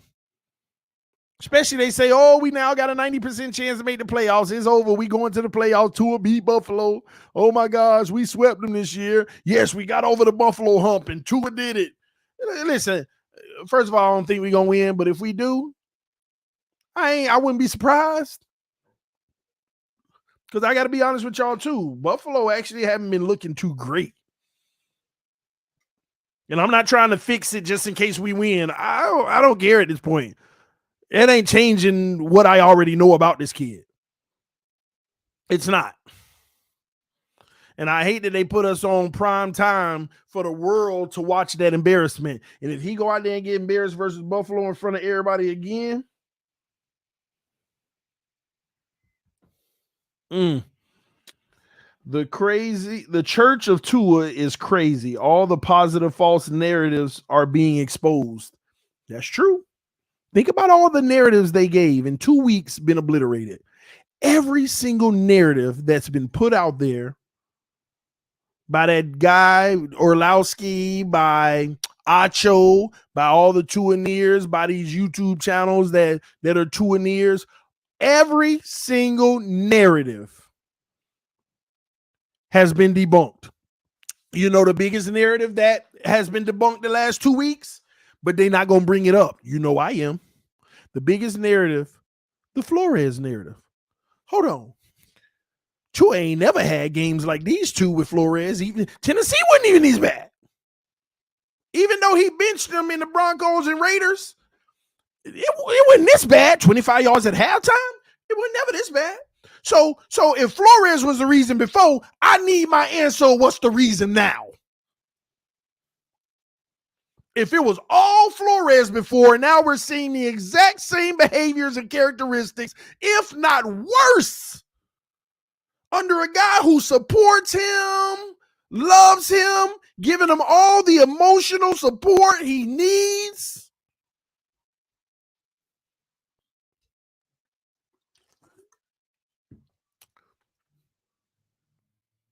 Oh, Flores might have been in the stands. Somebody said Flores was in the stands. I get it. But it was Flores. It was Flores. It was Flores. It was Flores. It was Flores. What exactly was Flores?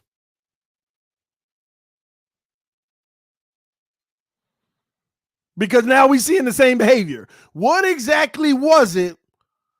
Why did we say it was all Flores? He just didn't know what he was doing. Now we're seeing the same behaviors. And now I'm starting to pile them up on him, y'all. See, now I'm getting a larger sample size. Now I'm coming to these Tuaneers and I'm giving them perspective because they can't run past this. First game of the season, Patriots game, average at best. You actually look poor. Okay? Bengals game, until they knocked you out, you look bad. I want y'all to keep up with me now. Because how many games has Tua played? We 13 games in and he missed 3.5. So he got 9.5 games under his belt. Watch this. Out of 9.5 games, right? Patriots game, you weren't good. Bengals game, you weren't good. Pittsburgh, you weren't good. Houston, you wasn't good. San Francisco, you sure wasn't good. And now, Chargers, you wasn't good. 6 out of the 9.5 games, you wasn't good.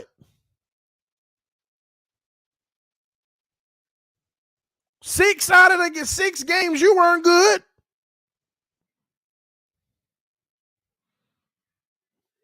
You maybe didn't make the interception that hurt the team, but you ain't did nothing special. We were at 6.5 games where I don't see no difference between Flores, Tua in the new one. 6.5 games so far this year. I don't see no difference. In some cases, I see worse.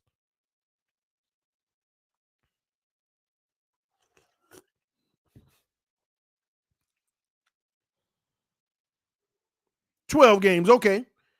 More than half. He played 12 games. How many games have we played? We're 8 and what?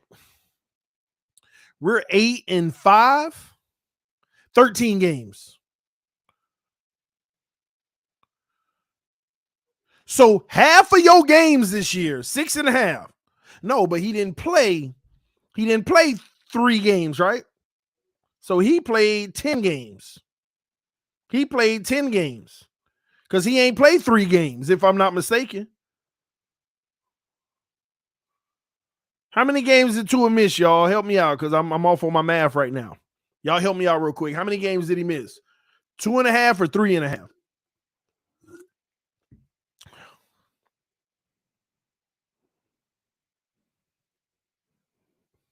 2.5.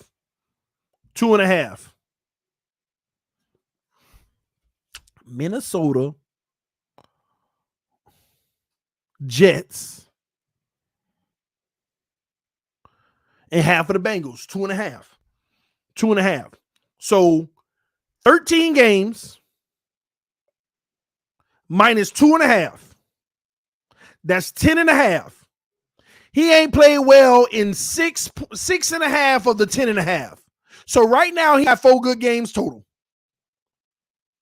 And I'm not going to break it down to quarters because Baltimore, he was trash in the first half. But I'm going to give him the whole game. He played great. I'm going to give him the whole game.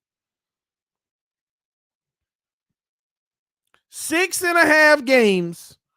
He has not looked like a good quarterback out of 10 and a half games. MVP, MVP, MVP. Are you serious?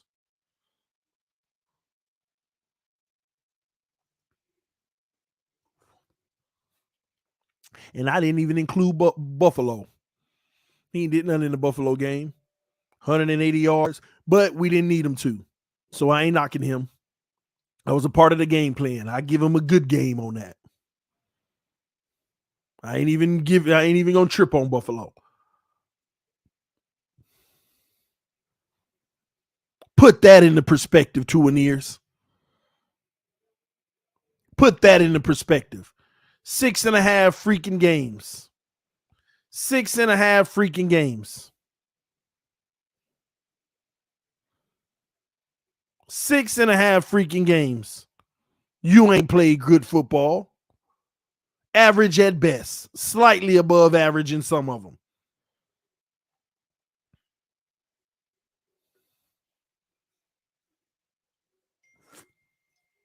Somebody said TDU hating. He's top of Pro Bowl votes. All you got to say when it comes to Pro Bowl is Tua was 5th in votes. And after the San Francisco game, he went all the way up to number 1, past Patrick Mahomes. Make that make sense. Tua Nears was so in their feelings after the San Francisco game, they needed a victory. Let's go vote for him 50 times on Pro Bowl. Tua got more votes for Pro Bowl after he lost to San Francisco. He passed Patrick Mahomes in Pro Bowl voting after he lost to San Francisco. Make that make sense. And remember how he played. Get out of here with some Pro Bowl. Yeah, but you were saying Mac Jones made it. Mac Jones was an alternate. Alternates are selected by the NFL based off of how you actually played. Mac Jones was not voted. He was selected, the NFL's job, who was the next guy who was worthy, who had the numbers and played well enough to get in.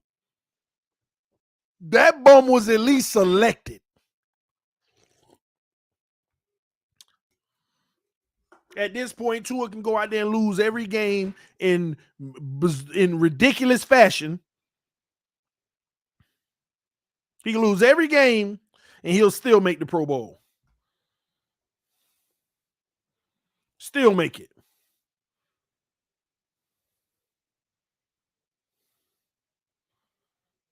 Still make it. And I actually don't want Tua in the Pro Bowl. You know why? Because they ain't going to do nothing but laugh at him. Let's go, Oof. Oh. Yes. No. We just gotta hit something. There it is. You might well hit me. All right, I'm gonna go for the deep one. Yeah, you might well hit me for the deep one. Oh! Oh!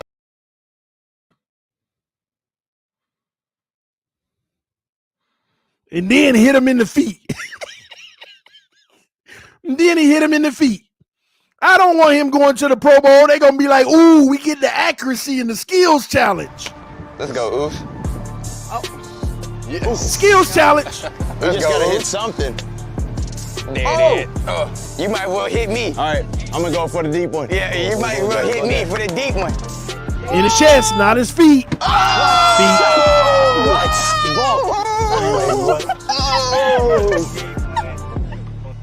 Wait, that definitely counted. That definitely counted. Yeah, that was 50. The most insulting thing about that video, I deleted the clip.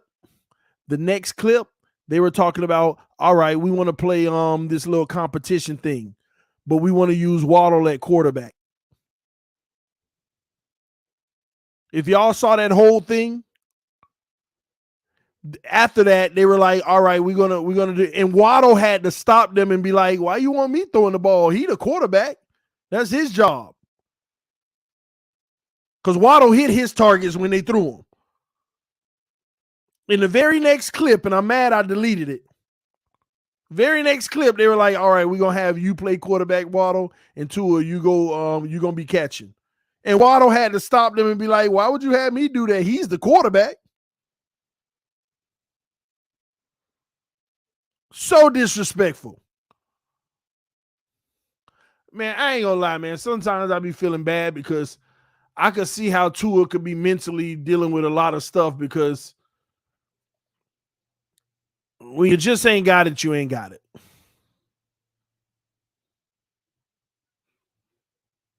Nah, I'm not playing the TD Is That Your Man clip because they copyright me on that one. Is that your man? Yep. I'm sticking with him. Yep. Oh my gosh. Anyway, let's get back to the co-pays, man. I'm catching up on these co-pays. I'm almost down to the last one, but they keep coming in. Let's see.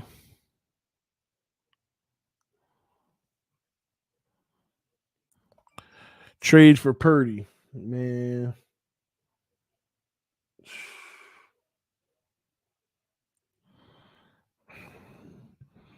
Jalen Hurts looked like the best Alabama quarterback to come out of that school. And Jalen Hurts might actually win the MVP. Another game where he didn't play the fourth quarter. Jets versus Fins finale to get 7th seed and Mike freaking White and half the stadium be Jets fans. But at least it's in Miami in favorable weather. And I know it's going to be tight coverage, but we'll see. Cappy, TD blamed why we lost.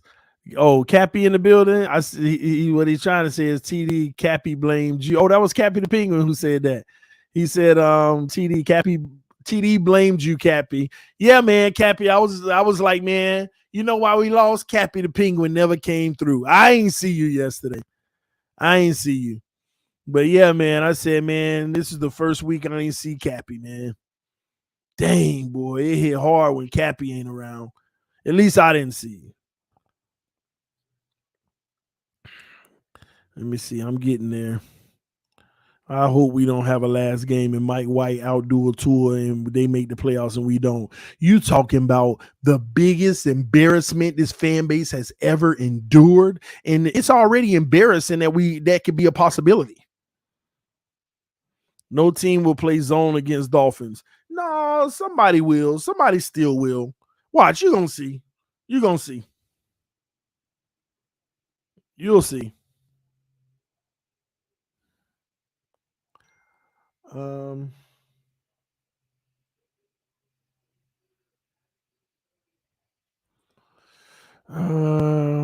Almost done, y'all. All right, another copay. G Money Uptown said your panel was trashing Watson, but on his second game, he threw for 270. Tua threw for 145 and has two of the best wide receivers in the league, both top 5. I can't argue, bro. I can't argue. I ain't worried about Watson. Watson just out there getting all the cobwebs. I just playing football, trying to get ready for next year. That's all they doing with him. All right, I've caught up on all the super chats, man. All of the copays. Everybody who sent the copay, hopefully my answer helped you out. Finding peace. Finding a level of peace with what's been going on.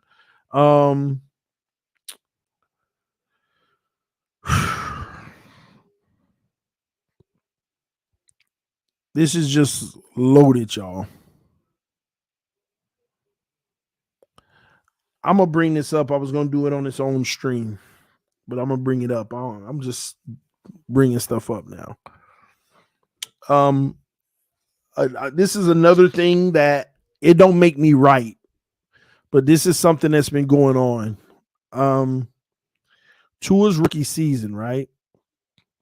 When he came into the game and he started playing week after week after week, in the very last 2 to 3 weeks, his arm looked weaker and weaker as the season went. He didn't even play the full season, but his arm started to look weak. And some people say the hip just ain't fully healthy and all this and that. And me and EM Finsanity were like, yeah, that could be it, but we got to keep an eye on that because he was playing. Sometimes he would play decent, but then it just looked like he never got enough arm to get the ball down the field. In his sophomore year last year, Same thing happened. Same thing happened in the last 3 games of the season. That arm started getting weak. A lot of underthrows, just couldn't get enough under it for opportunities. It just looked like it was fading every week late in the season. And he hadn't played the whole season due to benchings and injury. But we said we still can't make that conclusion because of those reasons, and then the hip still may be bothering him.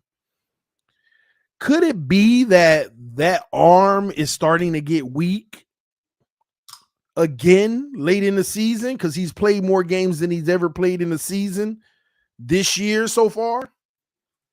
He's at that point of last year around the 10-game mark for him. Could that arm could it be that it's starting to fade?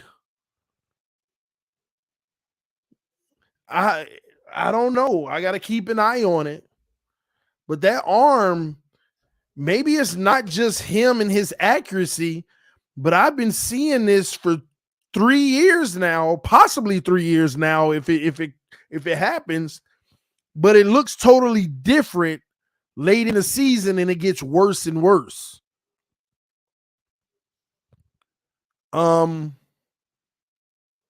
don't know. We still don't know, but we've been following this. The problem is we could never make a conclusion based off of injuries or too small of a sample size.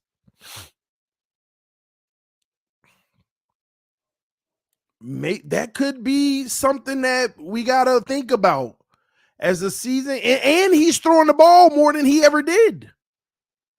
Like 5 to 7 times more per game than he used to. Tua used to throw the ball 26 times a game, 28 times with Flores. He's been in the 30s easily every week this year, 40 sometimes.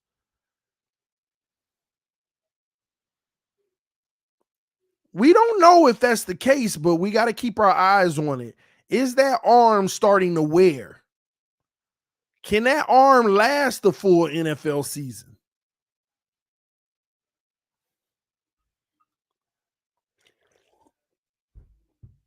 We don't know. But it very well could be the case. Start to fade late in the year. And then as it gets cold, that doesn't help it. It makes it even worse if it's the case.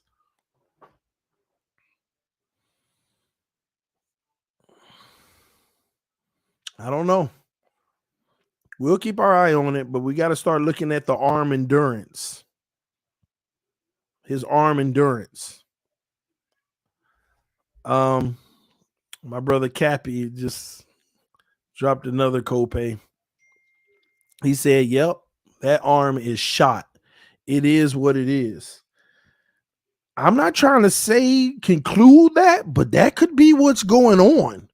His arm could be shot. And if it is, that could be a legitimate explanation of why it's night and day. And it's like, how can you go from this to just missing everything?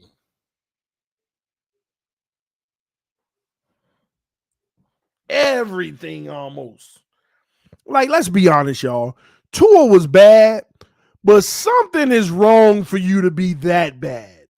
And it ain't got nothing to do with no doggone ankle.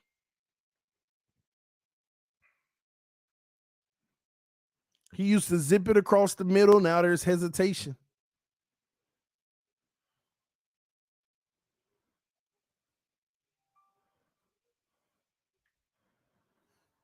And that don't make me right. But we got to keep our eye on that. And if that's the case, he was never going to be the guy anyway.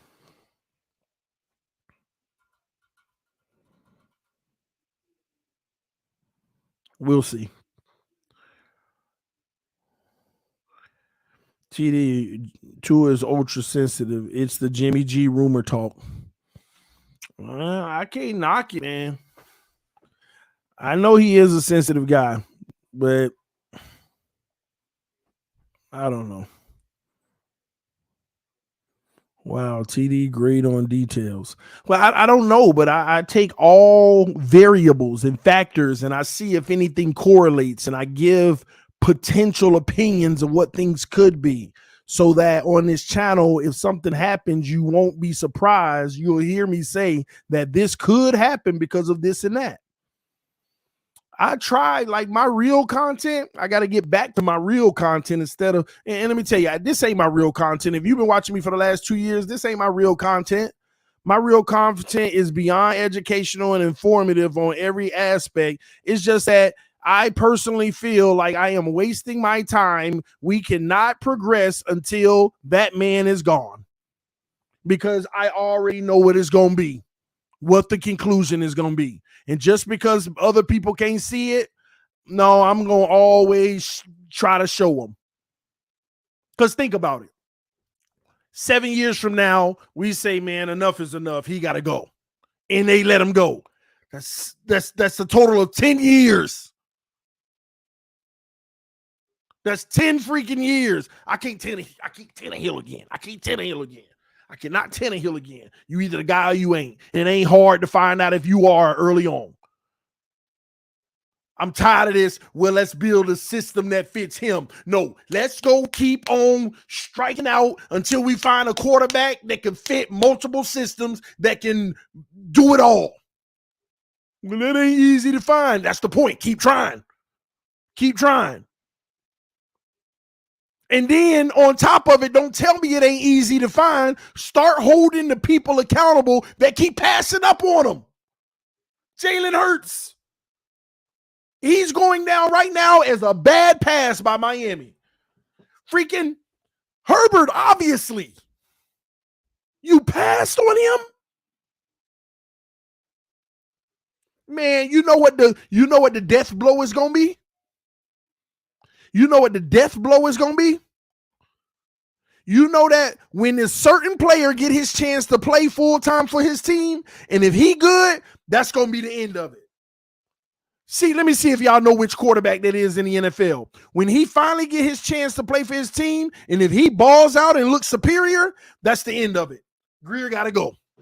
Greer got to go. Please tell me y'all know which quarterback I'm talking about.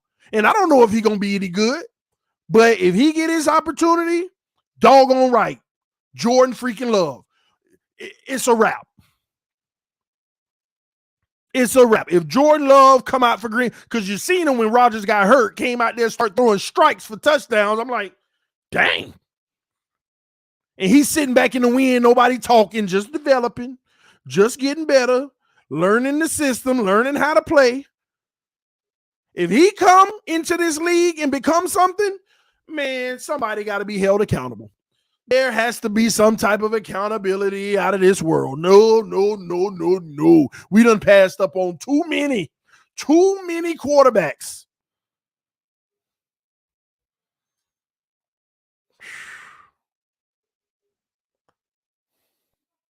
Lamar is going to make a business decision and not come back this year. Lest the rumors begin. We could talk about that, but again, I want to give Tua the utmost opportunity to prove that he's the guy. I'm not giving up on Tua. I don't believe in Tua being a long-term guy, but that don't mean I got to give up on him being a long-term guy because I mean what I say, even though my haters try to say I'm lying. I need to be wrong about Tua. And I keep on being like, man, come on, just do it now. I just want to.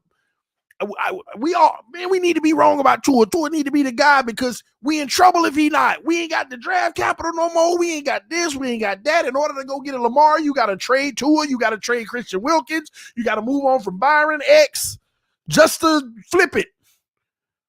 You can't move on from Gesicki because you ain't even under contract with him next year. And the value ain't even nothing anymore. You done broke his value down. We in trouble. This is what you get for blindly going all in on Tua. We are in trouble. It's Tua or bust. And, man, let me tell you something. If we bust out the rest of the season and miss the playoffs, don't be surprised if we don't go into another rebuild. Just like that. Keep the little young talent. We're going to trade away all of these assets, pay some of their salary just to get rid of them. We can hit the reset button next year and y'all wouldn't believe it. We'll keep our Javon Hollins, keep all the young guys, but Chubb will get traded for a discount and we'll still have to pay some of his salary, but we'll move on. Emmanuel Ogbah, same thing. X will be gone. All of these guys, all these veterans on these big contracts, we're going to eat dead cap for the next 2 years on them just to reset. It's possible. Do not rule it out. Might even trade Tyreek, but it have to eat some of the salary. It's the only way you get out of this mess if Tua ain't the guy. That's why we need him to be the guy. Unless miraculously Skyler is allowed to have an open competition next year and Skyler develops a whole nother year and gets better and outplays Tua and he's our guy. We don't know if that can happen. Skyler is more talented than Tua, but he ain't put it on the field. We saw little glimpses. But you never know when you got Mike Whites and Purdy's out here.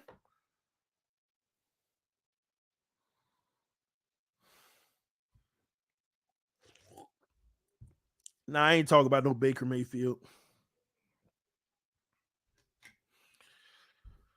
Oh, man. Could Dolphins pull a Jets and bench him and we going to be playing Tua even if he plays bad, decent? Nah, we going to play Tua. This is his year to fail. This is his year to fail. If he get benched one time, I'm talking about a real benching.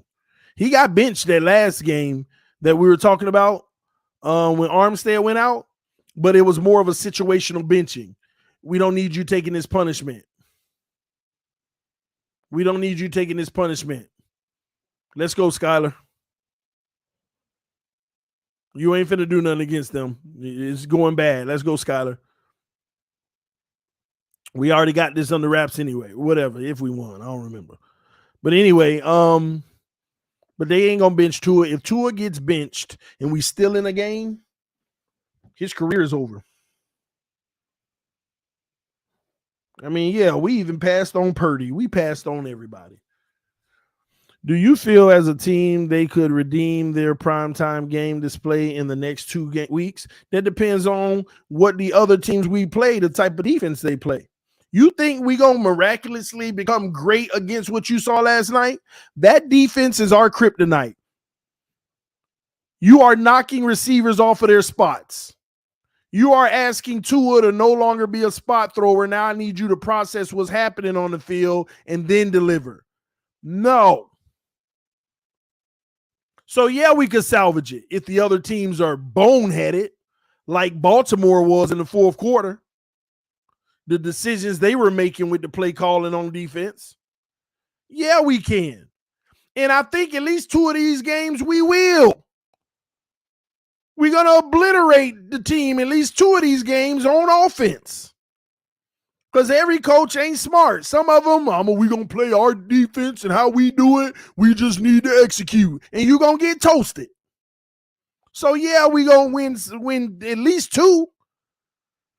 It's just we got to figure out how we can get the third one so we can get to 11 because 10 is going to be scary. Pats play man. See, Patriots is the game you know you should win. Why? Because they play man coverage, but we don't do good against the Pats, but they offense suck. We obliterate them. That's why we do what we do versus the Patriots. If the Patriots actually had an offense, we wouldn't even come close to beating them. Their defense, look at what their defense do to us every chance they get. Look at the first game this year and the first game last year. Dog fight. Punting back and forth, trading. Because they man-to-man all up on the guys. Them the games where the pick plays win the game, and you hope you don't get called for it.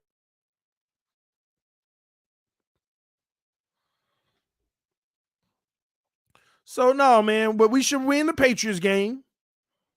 We should win Green Bay. They're going to play tough, but we should win, right? But I thought we should have beat the Chargers. I thought Green Bay had a better chance to beat us than the Chargers. That's why but we should beat Green Bay, and we should beat the Patriots. But now we got to figure out which one of these bums we going to beat, Buffalo or the Jets. And it's more likely the Jets, but God dog, they've been playing more aggressive than Buffalo on defense. And they pass rush get at you too. Like, have you been looking at the Jets defense? Like, they actually for real. And they man up. They pull, tug, and do all of that. Because you ain't going to call it all day, Ralph. See, them great teams know we going to man up, get in your face, put our hands on you, pull and tug. Then we going to run with you. But we already disrupt your timing. And, Ref, you can't call everyone because they basic. They little nodges getting them off their spots and stuff. You can't call them. You ruining the game. Why you think Dolphin fans was crying? Man, Sauce Gardner, all he do is hold all game. He ain't getting the many flags. And if he do get a flag, he was going to get beat for a touchdown. Smart him, only 15 now. Only 10 or 5 for holding automatic first down. That's better than giving up the touchdown. So I'm telling y'all, man, or we can go out there and just obliterate them. You know, people had them games too. Maybe they turned the ball over. Last night could have been way nastier. Like literally last night, how we played, we should have lost 30-0. That fumble, had they got on it, that alone. We not only did we retain possession and not give it back to them, but we got 7 out of it. Pure luck. The touchdown pass to Tyreek, corner tripped on his own leg. In great position because Tyreek had to wait and turn back for the ball. Not all the way turned. He was still in stride, but he waited, got it, and he just jogged in. But the defender was right in a good spot. Had he not tripped off his own legs, that was either batted down or picked off. Tyreek wasn't going to Mike Williams it and push him out the way and make a heck of a catch. He ain't got the body. Like Mike Williams did against Xavier Howard. We could have easily lost that game 30-0. We got some lucky plays that really helped us. And don't forget, they also killed themselves going for it on 4th down. They left a few points on the board themselves. All right, man. I usually do this as a 2-parter. Therapy session number 1. We got 536 people watching. Y'all hit that like button. We're going to end this one, take a little lunch break, and then I'm going to come back. I could be back in a few minutes, or I may be back early evening. I don't know yet. But turn your notifications on. We're trying to get to 24,000 subscribers. We're at 23,930. So if you're new to the channel, go subscribe to TDPHINSTALK right now. And all y'all who hate me so much, it's okay. Y'all can come back home. I forgive you. There was never any hard feelings. You were lost, but hopefully now you're found. It's okay. Mercy and grace is what matters. TD has been vindicated. I ain't been vindicated. I promise you, we're going to do something that makes everybody go haywire again and say, yeah, where y'all at now? Y'all ain't saying nothing now. We back on track and look how good he played. Everybody has a bad game or two. That's all we're going to hear. Trust me. We're going to do something to where they're going to resurrect again, man. I promise you with Tua Nears, every year we got Easter at least twice. We got the resurrection twice. Every season. Every season. They resurrect. So and what I've been preaching to y'all is, are y'all not used to this? They give us new ways to believe every chance we get. Y'all not used to this?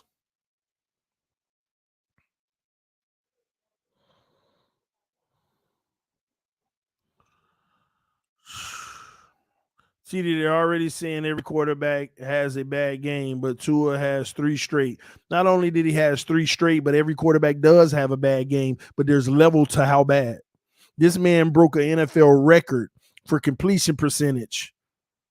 Lowest completion percentage in whatever this season by anybody throwing the ball over 20 times. Broke a record.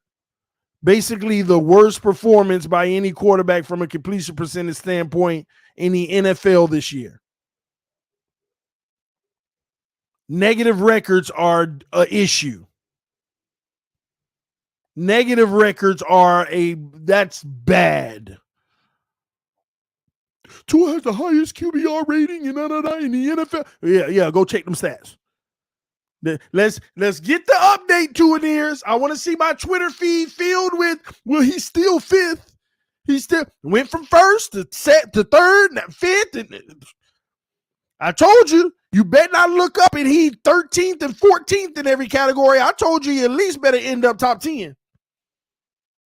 And once again, lucky for him, he not getting the interceptions, because that's what's his real demise. As long as he don't get the interceptions, he's still going to end up having a season that makes you think it was respectable. I mean, technically, he still had a great season. That's what's going to happen, y'all. It's the interceptions that's making his season look way more respectable than it is. And we know this man throw turnover-worthy balls every week. Y'all pass on Deshaun Watson, 30-yard pass with people on his back. Man, G-Money, it is what it is, man. You ain't no taking that back, man. Watson go be happy with the Browns. We got Tua to GOAT, baby. Told y'all don't sleep on Jets and first-rated RDRS balling. First-rounders balling, yeah. Yeah, man. I mean, you said a lot of this stuff from the get-go. We both been saying that. And we both been spot on, man. Bears fan here. I enjoy your streams. Keep going, bro. Hopefully Justin Fields and Tua will shine in the future. Fields going to be straight because he got that other dynamic. Fields is going to be just fine. His future is bright. He got that other dynamic that he going to be battling with Hurts on who's more dynamic in the future. Long as he becomes a consistent passer and he keep them legs churning, he going to be battling with Hurts on who's, and y'all just got to get the right things around him. Imagine if we had Tannehill with these weapons, TD. Man, I don't want to imagine it because he never had them, but I already know if he did. I already know if he did, man. But Tannehill would need some structure around him too. But he'll process the field a little better. A little better. Tannehill still had his flaws, man. Anyway, man, love y'all. Appreciate y'all. Fins up no matter what. Thank y'all for tuning in. I'm going to come back later at some point. We're going to clock back in, get to it, and the next one I'm going to open up the panel in the stream so we can chop it up as a panel, all right? Matthew said, love the content, TD. Consistency is key. The last 2 weeks showed Tua's struggles in big moments. Love the guy, but we got to start evaluating our future. We will, but I got to give him at least another week or two before I start talking about the future, because I don't like having wasted conversations, because I feel like right now we can't have the conversation because we kind of pigeonholed ourselves into having to keep him for at least 2 more years. Unless we give away the farm, and that's if he absolutely implodes the next 2 weeks. All right. Anyway, I got to get out of here, y'all. I might come back soon, but love y'all. Appreciate y'all. Fins up. Peace. I'm out.